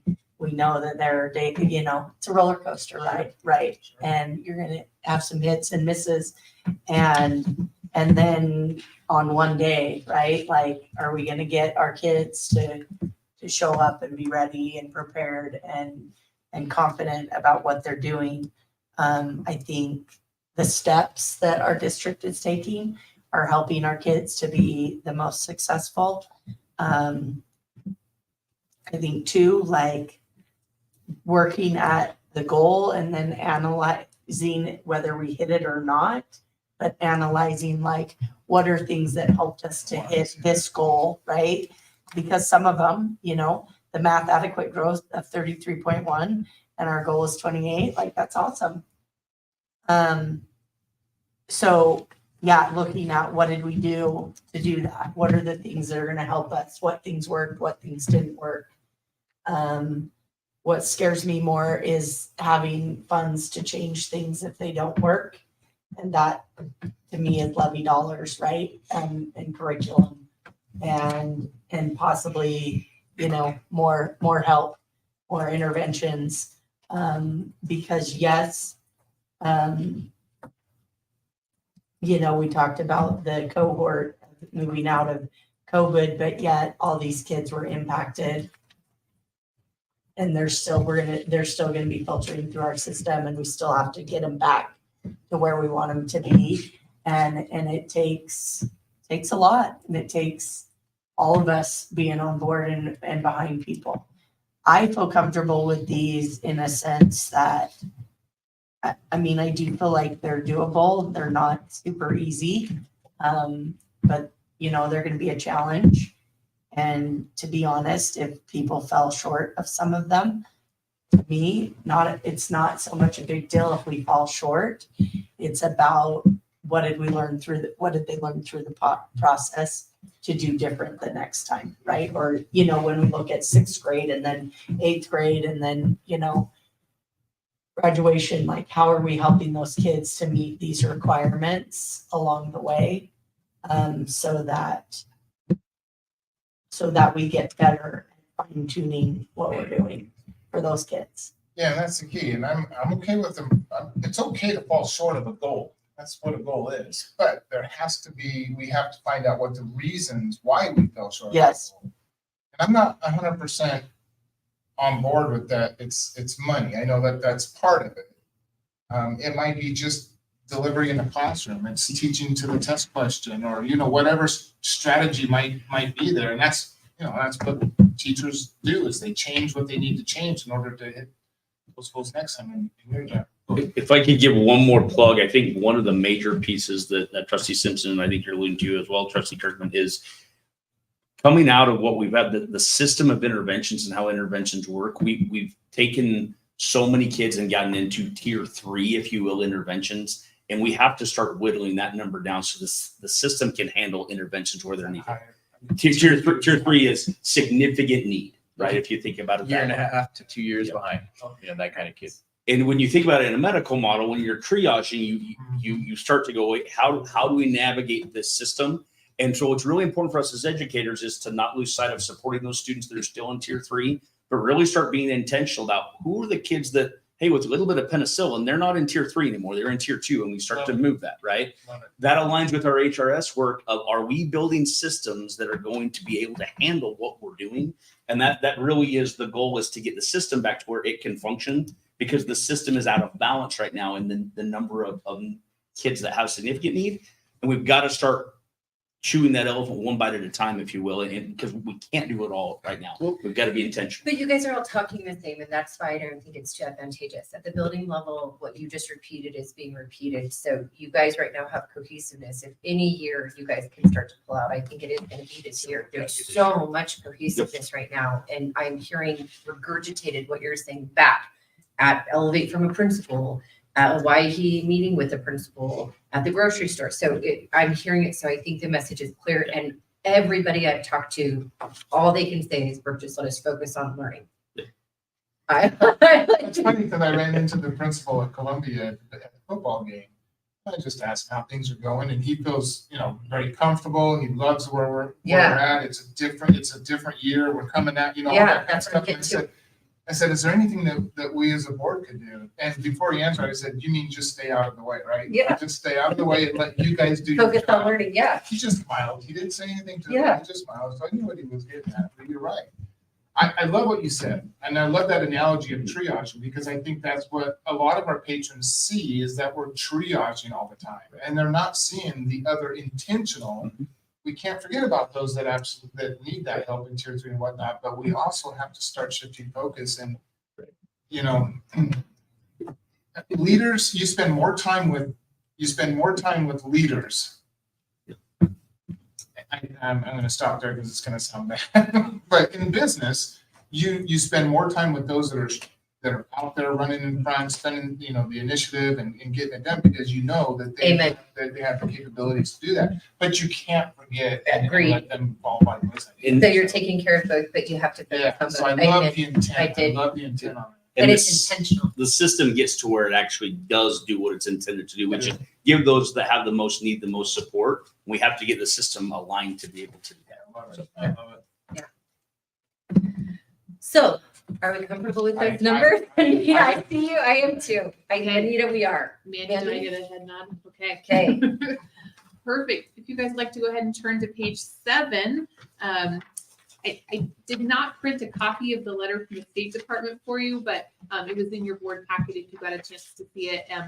So we had super interesting thing happen where they renormed the IRI, and they, since November of last year, the reports that we were getting on how our students were performing on the IRI, the Idaho Reading Indicator for our K-3 students, have been wrong. So the data I shared with you from our December IRI, our early winter, and then our March late winter were not correct data. And then our spring data, we still, they finally got it fixed so that it's in the beta report card, but have not released the State Department or the underlying state report card data. So, and in fact, last year when I did this presentation to you, we also did not have the underlying state report card data. And these are required metrics, some of them in the yellow page of this document here. And so we have some switchy numbers, which you know I love, but I have tried to help outline them all to you. So I will just say one more time, The numbers on the left-hand side of this pretty graph, those ones are actually underlying state report for data because they're from last year. This information here on this side for this last school year, the 22-23, these were our preliminary numbers that were then completely wrong when the test vendor realized their mistake. And so that's everything that we had given to schools and all the data we had been talking about and calculating everything off of. They had 86% of student scores changed in the number of scale score points across the state. And then they only had 3% of students change from their tier levels. We interestingly got a 4% change. So this is one of those times where I hope you all smile with me. These numbers over here on the right that I just stuck in here, those are the beta report card results that we believe will be what gets released in October when the report card is released. And you will see that these are much prettier numbers. We like them better than what our preliminary data said. But you'll see down here at the bottom, we showed overall 58% of our kids proficient with what was showing in our testing software. But it actually is 62% of our students that were proficient. And that's so iStation's numbers were better than what they were reporting. What we actually performed was higher than what. When they adjusted the numbers, our scores came in higher, and that was pretty much across the state. Oh, okay. The problem is we were all looking at our numbers thinking, what happened? Because we've never had that low growth before. But I think once we got kind of the realer numbers, you could see most of it was double-digit growth, which we're accustomed to. And then they just sent you a nice letter. Yeah. Oh, by the way, everything's wrong. By the way, After having months of months I'm wondering- trying to figure out what you were doing and solving a problem that you didn't even have. We still have an Math opportunity matters. for growth. Mandy? I am really Yeah. finding my tongue here. Uh, Dealing with some other stuff in the state. And this is hard on our teachers too, who don't see that growth either. I don't They're working even- all year. I don't even You know. take your final Yeah. test and you realize, wait a second, that's not what I'm seeing in Yeah. classrooms, but Yeah, but So- it says something completely It's different. demoralizing. it's very. It is. So just with a grain of salt with me on the whole IRI component here piece, because I did the very best I could, and these numbers even came in Friday, and I was madly putting the packet together for you. So I hope you appreciate my little shoved in numbers on the I right do. here. Okay. Okay. And when you turn to the next page, page 8, I do not have the growth numbers yet because, of course, we're waiting for that underlying report card. But my gut says, from what we're seeing, we're going to get to have another celebration graph that I'll get to share with you. Because remember, we outgrew the state. Well, we may not hit the proficiency rate. Our kids come in lower, and we grow them more than the state the state comes in. And I think we're going to have the opportunity to see that again this year. I think we'll even see that we had a higher overall percentage of growth than the state. But of course, those numbers aren't released yet. So it's just a hypothesis, but I will look forward to sharing that with you if you guys would like me to bring that back. I feel like it took me a full year to get that percent, just so you know. No, for real, Oh. because it's true. The state wants them to be proficient at a certain level, but where we get them after they come in, the growth is extraordinary. And it's so difficult that we're never allowed to have that conversation. But yeah, but it took me a full year to just realize how unfair, truly. And I do think it's, I'm going to go back to this page, a little celebration for us. In 2021, our kids came in at 28% of them proficient at kinder to start the year. So kinder ready, and we had 36%. So that was a nice higher number. And what I love is that we grew them to 59%, but we grew to 60.8%. So we did see, again, when they come in higher, it's harder to close the gap faster, but it's still. It's insane to really watch my nephews in kindergarten kids at Hawaii, and it's the dynamic of now watching in classroom. It's through just such a different lens of truly what that teacher is dealing with in that one classroom, and it's a spectrum. Yeah. So again, there's that whole list of required metrics in yellow that are required. And then we also select one additional metric, at least one additional metric when it comes to this component of it. And the metric that we have been using is the percent of kindergarten students who scored below proficient on the fall IRI who gained at least one performance category. And on this little bottom of page 8 in your discussion guide here, you'll see that We had 63.8% of our kids last year who scored below proficient on the fall IRI who gained at least one. And we matched it exactly this year, and we recalculated it with the new numbers. And so we believe this to be true, but we also, I want you to know we did it very quickly to try and do our very best. But this metric is on our local performance data, not on the state accountability data, because it's individual kids. And remember, that means that we took a kid who was performing as a tier 3 and moved him to a tier 2, or moved a tier 2 to a tier 1. And so what percentage of kids were we able to move a performance category of at least one? Some kids moved from a 3 to a 1, and that, I mean, but they still just count as that one increase. I have a hypothetical. Okay. If we did not have kindergarten, how much lower do you think these scores in first, second, and third overall might be? Oh my, I don't think it's probably appropriate for me to answer that question, but I think we would have a real struggle. Right. The reason I ask that hypothetical is because of funding. Yeah, that would, Mhm. you 15 to 20% lower in first grade. And then that number, you probably would start seeing growth then, but it would be a drastic drop in first grade. Okay. So it would just obviously it would just carry through all the Carry way. through. Yeah. All right, thank you. That is actually an intriguing thought though, Yeah, for, from both and we standpoint. have to be looking. Funding, yeah, from a funding perspective, yeah. Talk to me about this one that's not required. Who can I talk to? Do we have to have an extra? You have to have one additional metric. and Okay. It has to be different enough from the required metrics that it meets the. Thank you. That's what I thought. I just couldn't remember. You I'm can just have not a more fan. than one, but you have to have at least one. IRI. Get rid of it. Run for state Math. board of education. Is a better indicator of success. We should be focusing on that. I hear some bias. And like it Some bias there in that statement. So I'll direct you to page 9 on this packet. I can bring you the data. So I just remind you that the numbers in yellow were our preliminary data and not state report card data, because we didn't have it available when we did this a year ago. And so, but we're so versed in IRI that we talked about it in great fanfare, but it was not on the state report card data because it hadn't been released yet. And then we set performance targets last year. You'll see that we exceeded, if these numbers end up being correct, we exceeded the kindergarten spring IRI goal. We were 0.3% off of meeting our goal in first grade.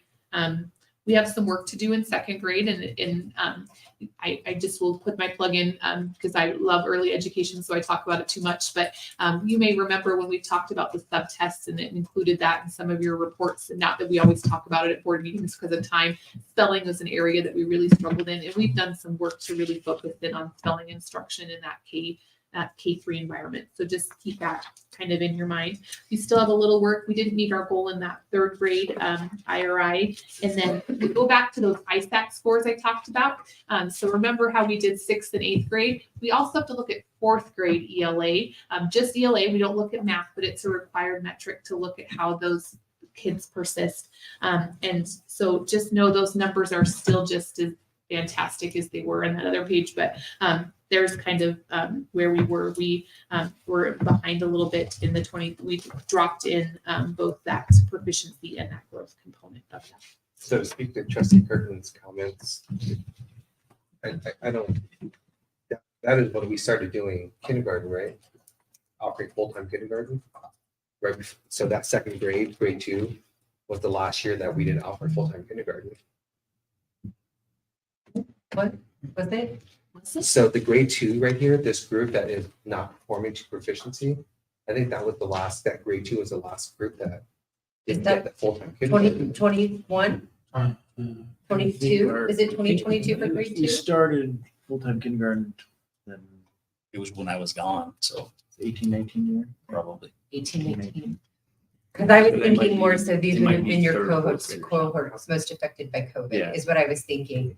Is because I do think that we started earlier, but so these would be your 20, so right, grade 2 would be 2020 kindergarten kid? Yeah, Or grade Yeah, 3? They would have been 2020 kindergarten. Yeah, so that's more what I was thinking is those would have been your so you would have basically basically, if you were a 2020 kindergarten kid, I don't really know what that looks like.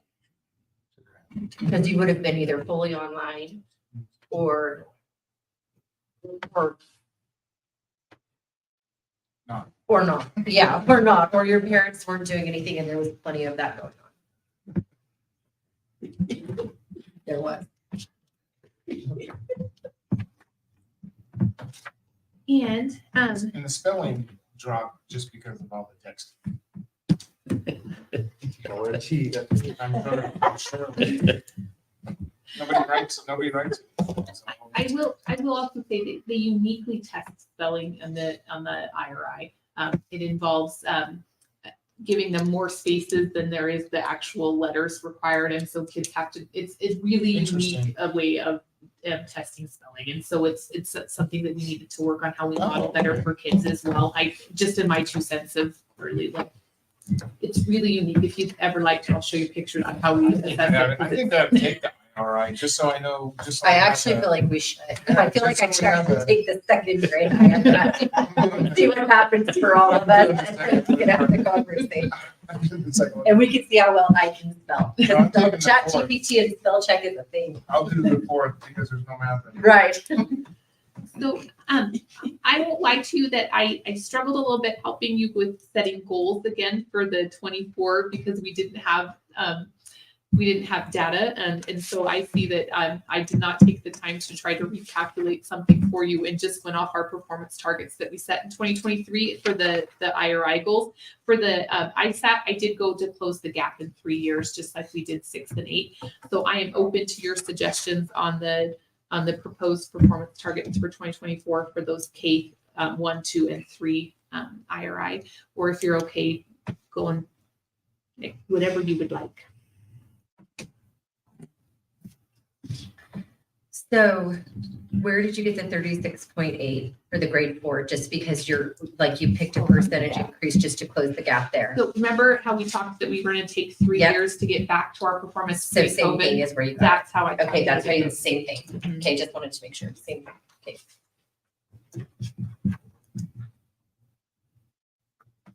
Okay. Any strong thoughts on the K3?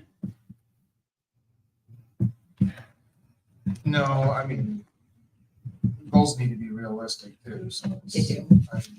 I'm okay with those. I am as well. Ms. Nelson? Yeah, I mean, I'm. No, I'm not. Right. Right. Right. And then you're okay maintaining the ISAT chart the way we calculated the 3, closing the gap to before COVID Yeah. performance. Yep. Yeah, we did. I just wanted to triple check, but yes, I really liked a lot of fun. Yeah, I think it's 36.8, not 38. Oh, thank you. And then 48.7. Ooh, We got another math person. no. I wanted to be correct, so you have the right document here. Thank you. Okay, and then going to that chosen metric, we had set a target goal of 65%, and then we maintained at 63.8. And so visiting with our early literacy consulting teacher, she really encouraged us to aim for 65% again. She thinks we can get there. So does that sound okay? Anita, is that 63.9 or 63.8? I know that that's been kind of. I am so sorry that is. No, you're, Thank you. What we actually had on a really ironic note, we had one kindergartner go down on the and so it changed our number by 1/10%. So Please don't mention anything. no, I would never do that. So it was more so just a surprise to us because we were like, really? Okay. Okay. Moving on to the next portion. So we have covered, I believe, all of the required metrics. And so this is going into additional metrics that the board has chosen for us to focus on. So this next section on page 10 of this packet, if that helps, and then it's going to line up with the first page. But this document here really looks at the subgroups that we wanted to focus on. So the achievement gap for historically underachieving groups will decrease. Now, this is the one time where we actually want that gap to get smaller. So we want the number to get lower, not higher. Just keep that in mind as we talk through this section. Last year when we went through this, we just focused on our LEP and non-LEP students and that gap between those groups. And then this board really wanted to add in economically disadvantaged, but I encouraged you not to do it that year because we didn't have really good economically disadvantaged numbers because of free and reduced lunch applications because of COVID. And so I did go ahead and assume that you were going to want to add that in because that was your desire last year. And so I can delete those lines, but I did go ahead and add those in so that you had them on that page in there to look at economically disadvantaged because that was something you had asked a year ago for us to look at. And just going to say to you, this whole section, and we cannot really give you the updated 2023 numbers until the underlying report card data is released. And so this really is, last year I didn't have the 2022 numbers for you. So this is new information for you because we were still waiting on report card data. But at the same time, it makes it really hard for us to help set the target performance. But when we look at this, when we talk about that gap performance, I think there's some things to really celebrate when we look at this ELA. And let's look at this first whole chunk here. It's important to note that our gap performance between our LEP and non-LEP is 23%. I want you to look at the state. They are in 2022, we're at 32%. Our gap is 10% less. And remember, we want to be smaller. The smaller the gap, the better that performance is. And then, so we did shrink the gap from 2021 to 2022 by 1%, and then we shrunk it by 2% from 2021 to 2022. The state shrunk it by 1% and then stayed the same at 28%. So I thought that was just some good historical information, to look at in those pieces. Clapping. I I get love to do it so Yeah. rarely. Yes, I think it's great. And then when we drop down to math, we see, or down to economically disadvantaged, so we have ELA on the left and math on the right, we actually see the difference increase by 4% from 2021 to 2022, and then stayed the same in that 2020 at the state from 2021 to 2022. But our gap is still smaller than the state, so something just to be aware of. And then when we look at math, we increased the gap by 2%. So that's not great. And the state also increased that gap by 2%. And once again, though, our gap is much smaller than the state. So that's just something to look at, that performance of those two groups. So hopefully this gives you a little picture. If you would like, when the report card data is finally released, I would be glad to bring an updated page to you if you'd like to have it now instead of waiting until next year to look at this. But just keep that in mind. And then we get down to this bottom section that would help us maybe set some goals. Without updated numbers, this is a really unique challenge to set this up.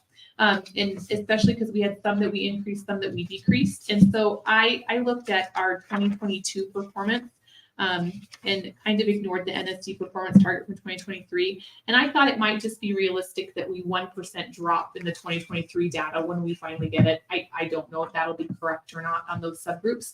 But I thought that might be a reasonable, because remember, you do want the gap to get smaller, not larger. So I just dropped it 1%, but totally open to conversation of what you'd like to do.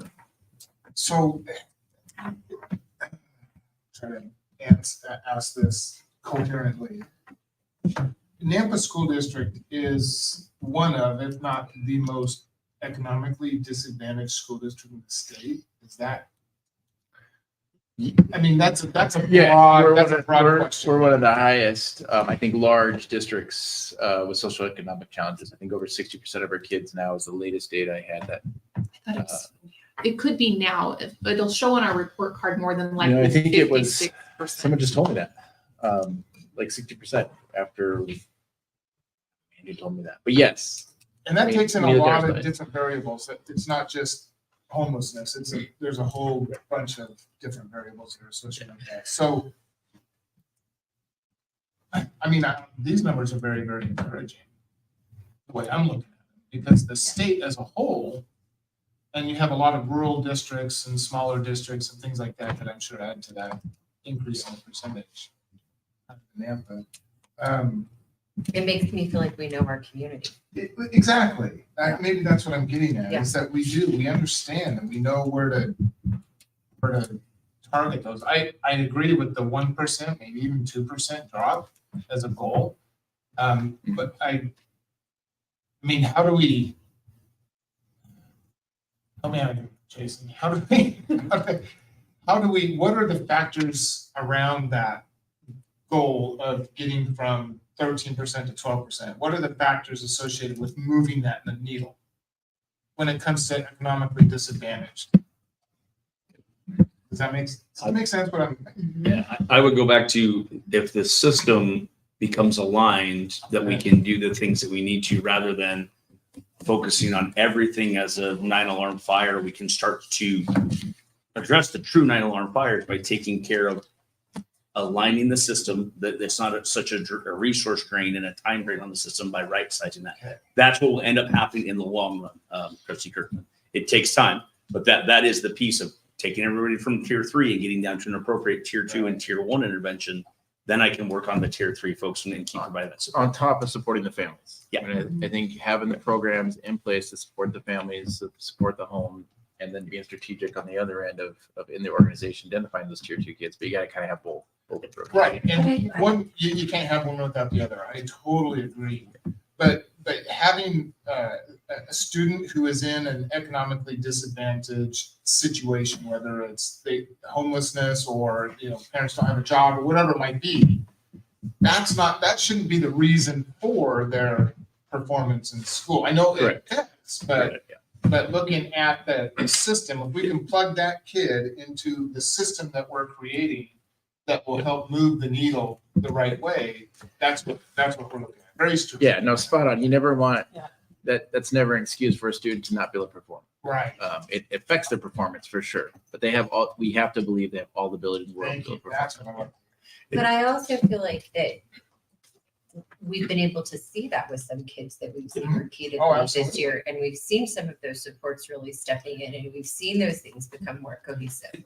And our federal programs department with Niall, they have done a phenomenal job of keeping expanding that network to support our families and what pieces are there by building community partnerships and extending that net. So hitting that one side of what Dr. Russell talked about, as well as now how do we continue to get better at the academic pieces of a number of our kids that are economically disadvantaged are those target kids that are really, really close, that if we understand and get them more academic intervention, that tips the proficiency bar, if you will. And then again, that takes the other strain off the system, that they still may need help on a resource perspective, Sure. but academically they're feeling success. They're feeling a sense of connectedness, and they're feeling that happen. And that is how we help support that need. Which in effect could have a direct effect on their home. Correct. Yeah. That's, Yeah, I love it. I like that. I love where you guys are going with that. Very strategic and purposeful. It's so tight and reliable. working on it. Unintended. So we're comfortable with the 1% drop. I was comfortable with the 1%. It just reminds you, our scores were not fantastic. So next year we might do a 2% drop, but Good let's, with the one. okay. Yeah, I was good with the 1 too. because of the scores. There were typos in your packet there. Apparently I put map. I apologize, Yeah. but I had corrected it on the screen. I'm sorry. I don't know what happened. I didn't notice them until you said something. So. You're welcome. I'm glad I can see those now. I still don't see it. It's the map. Oh, really? I just wrote random stuff in there. I don't even have a good excuse for you. I'm sorry. Okay. I believe I have that correctly dropped 1% from where we were in 2022. Because it's not in the same order. I really messed So, with all well, of you. So and I sorry. think shouldn't, because you've got 2 ELA gap economically disadvantaged, not a map. Oh, that should say math. Thank you. Yeah, there you go. Thank you. Thank you. I really messed this up. Something Good job, to do with math teacher. Nice math teacher. Focus on that. I gotta make sure we get the map in there. Okay, that's what I did. It said map instead of map. I totally corrected it here. I but know, I not was in the like, right. wait a Okay. second, none of my gaps say map. Help me. I was like, I'm really looking for the gap map. Okay, so we're gonna turn to celebration page. This maybe is my next most exciting section. So we're gonna end on a really high note for access.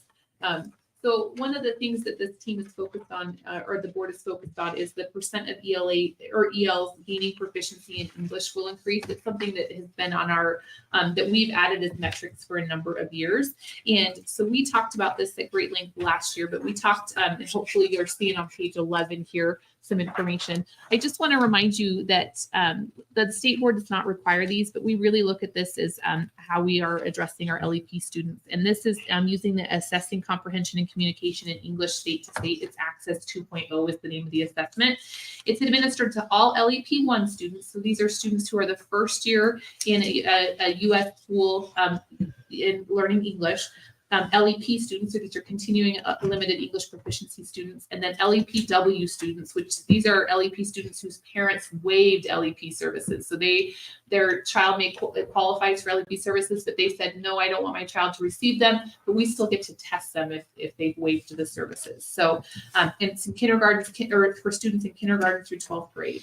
I know we mentioned this last year, but you have to get an overall score of a 4.2 or higher in the overall category on this test.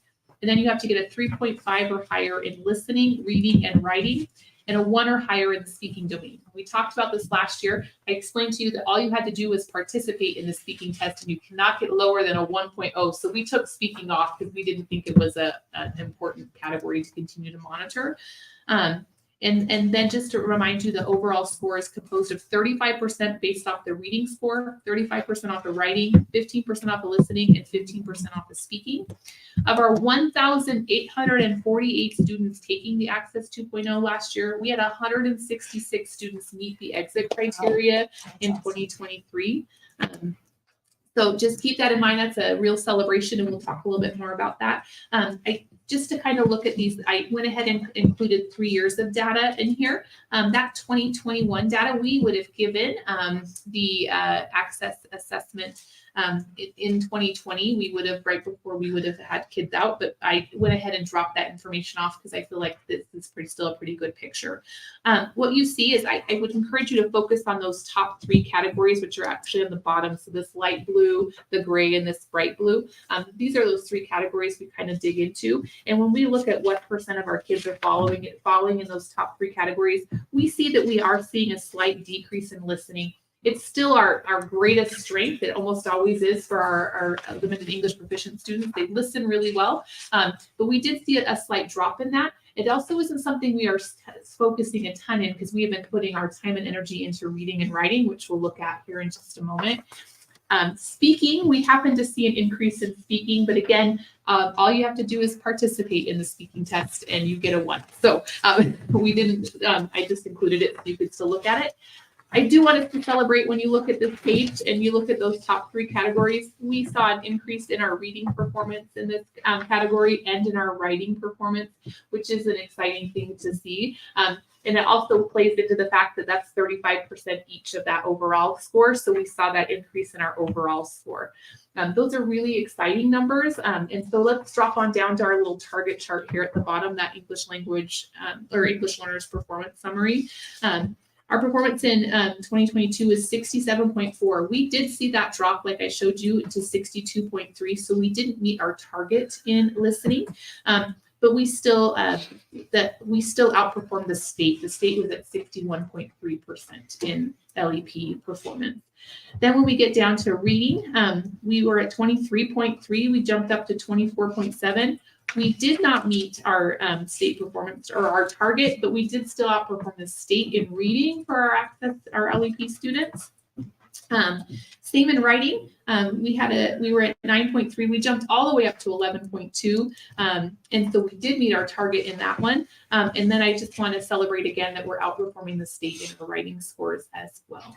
So some very exciting pieces. The percent of students exiting, we had 7.6% of our students exit in 2022. We set a goal of 8%, and we beat that at 9% of our kids exiting this year. That's awesome. And then I also, if you remember from my very first graph we looked at, we talked about our LEP performance was finally starting to swoop back up.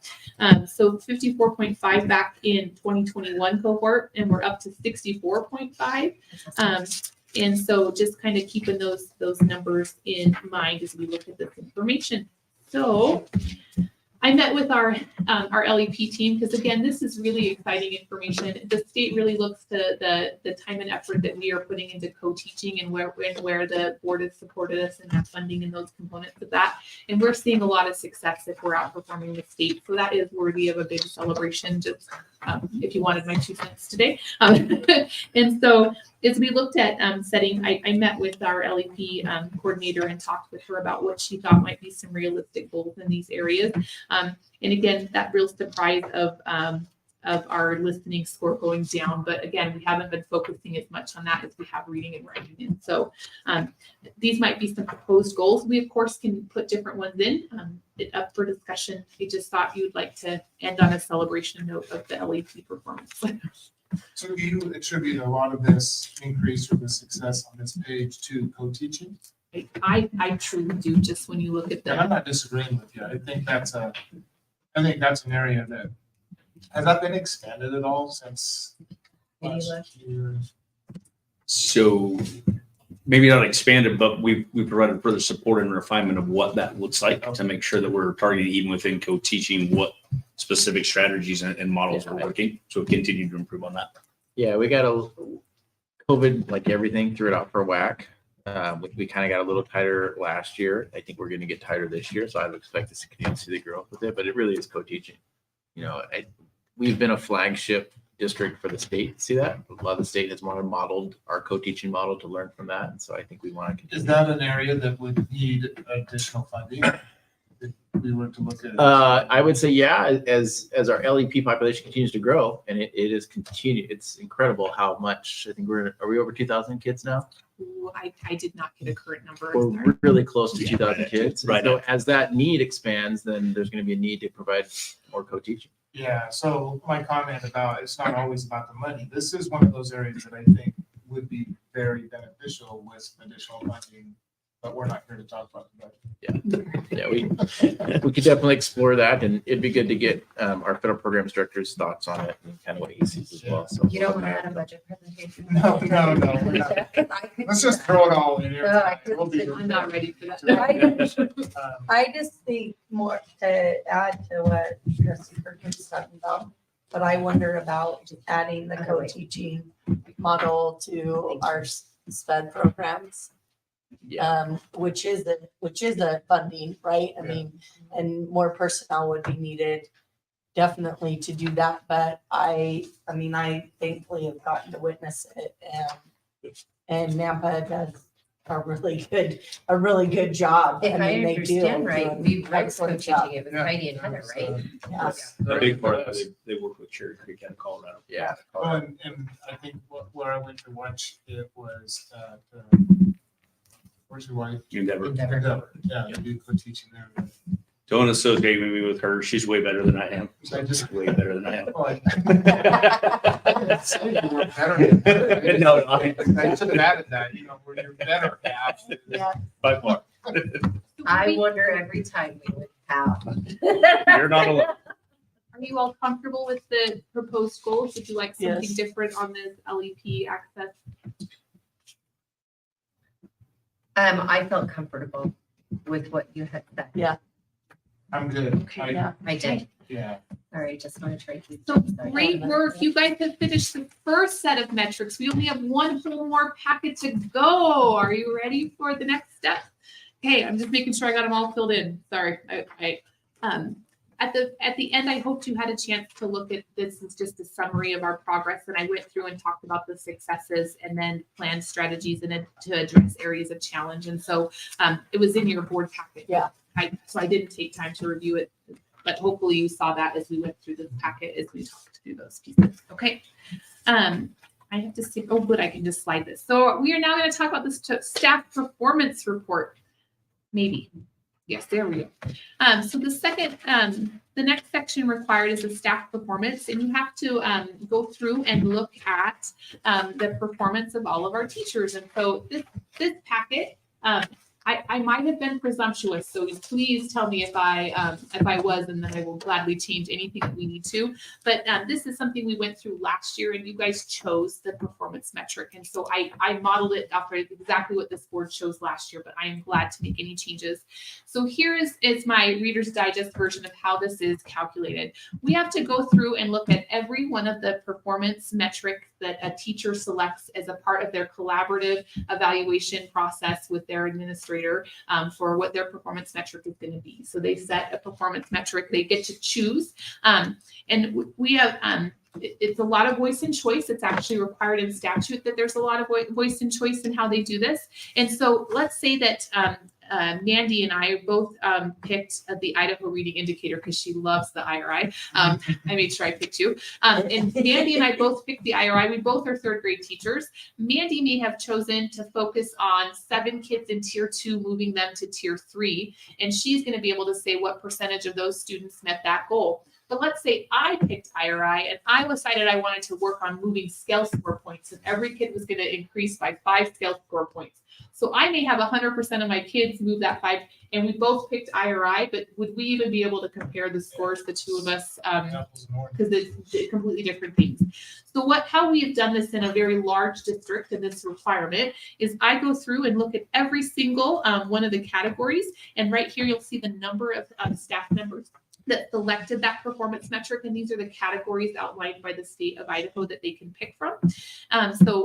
We had 5 people pick a student learning objective. We had 170 pick teacher constructed assessments of student growth, 446 pick pre and post tests, including district adopted tests, 25 picked performance-based assessments, 131 picked the IRI.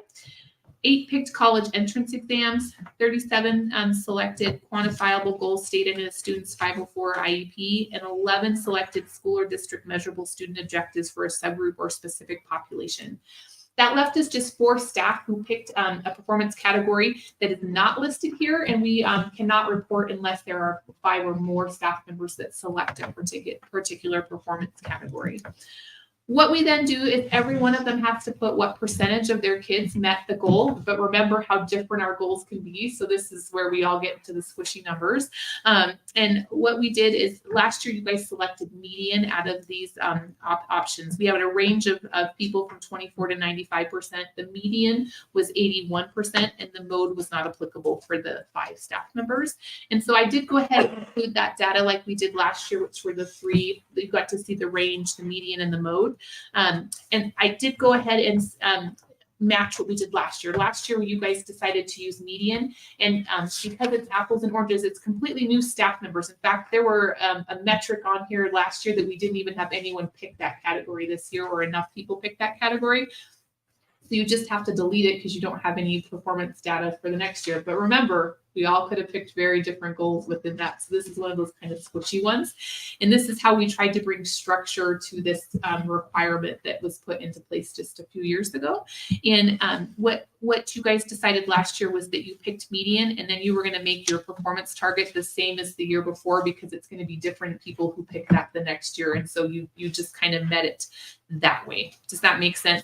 So for example, I know there was way more than 5 certified staff who picked student learning objectives last year. I don't remember off the top of my head. I could look it up. But 86.5 was the median last year. So we set that as our performance target. This year, 81% is what the median is. And so I went ahead and just set that 81% as the median based off of your conversation from last year.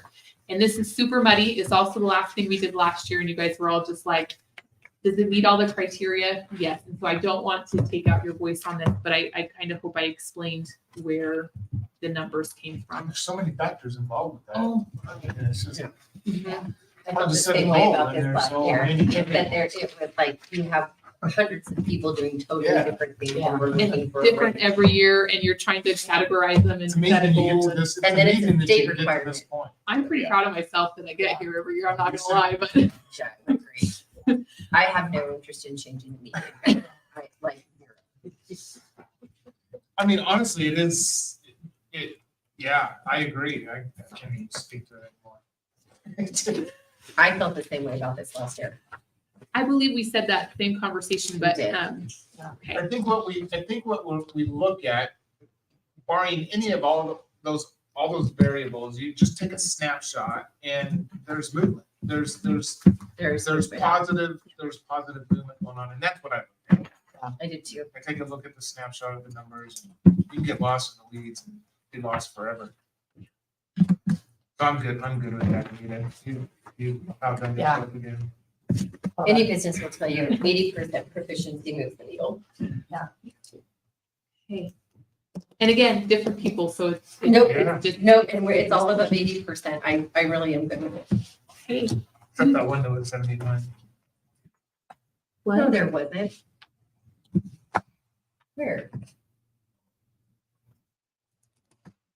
Oh, the last one? The That last was the 82 target and it went to Oh, 82. last year it was 79. last year, but Yeah. this year it's. Oh, you're This talking year, about yes, 80% our for the- performance for target was. result targets. Yeah. Yeah, We're good.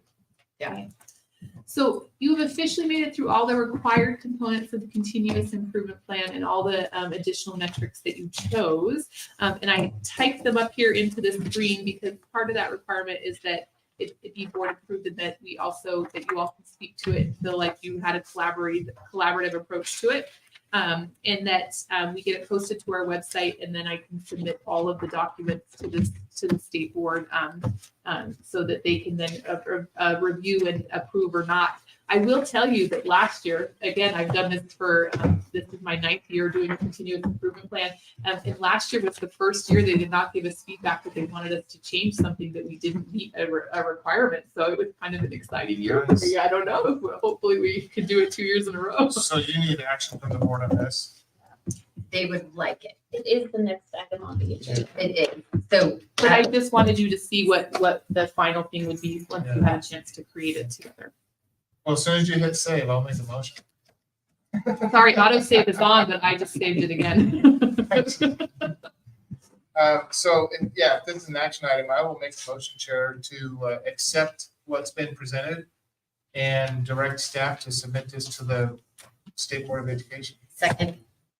Motion has been made and seconded. All in favor? Aye. Any opposed? And adjourned. Good job, Anita. Thank you. Always. Thank you. Anita, nobody gets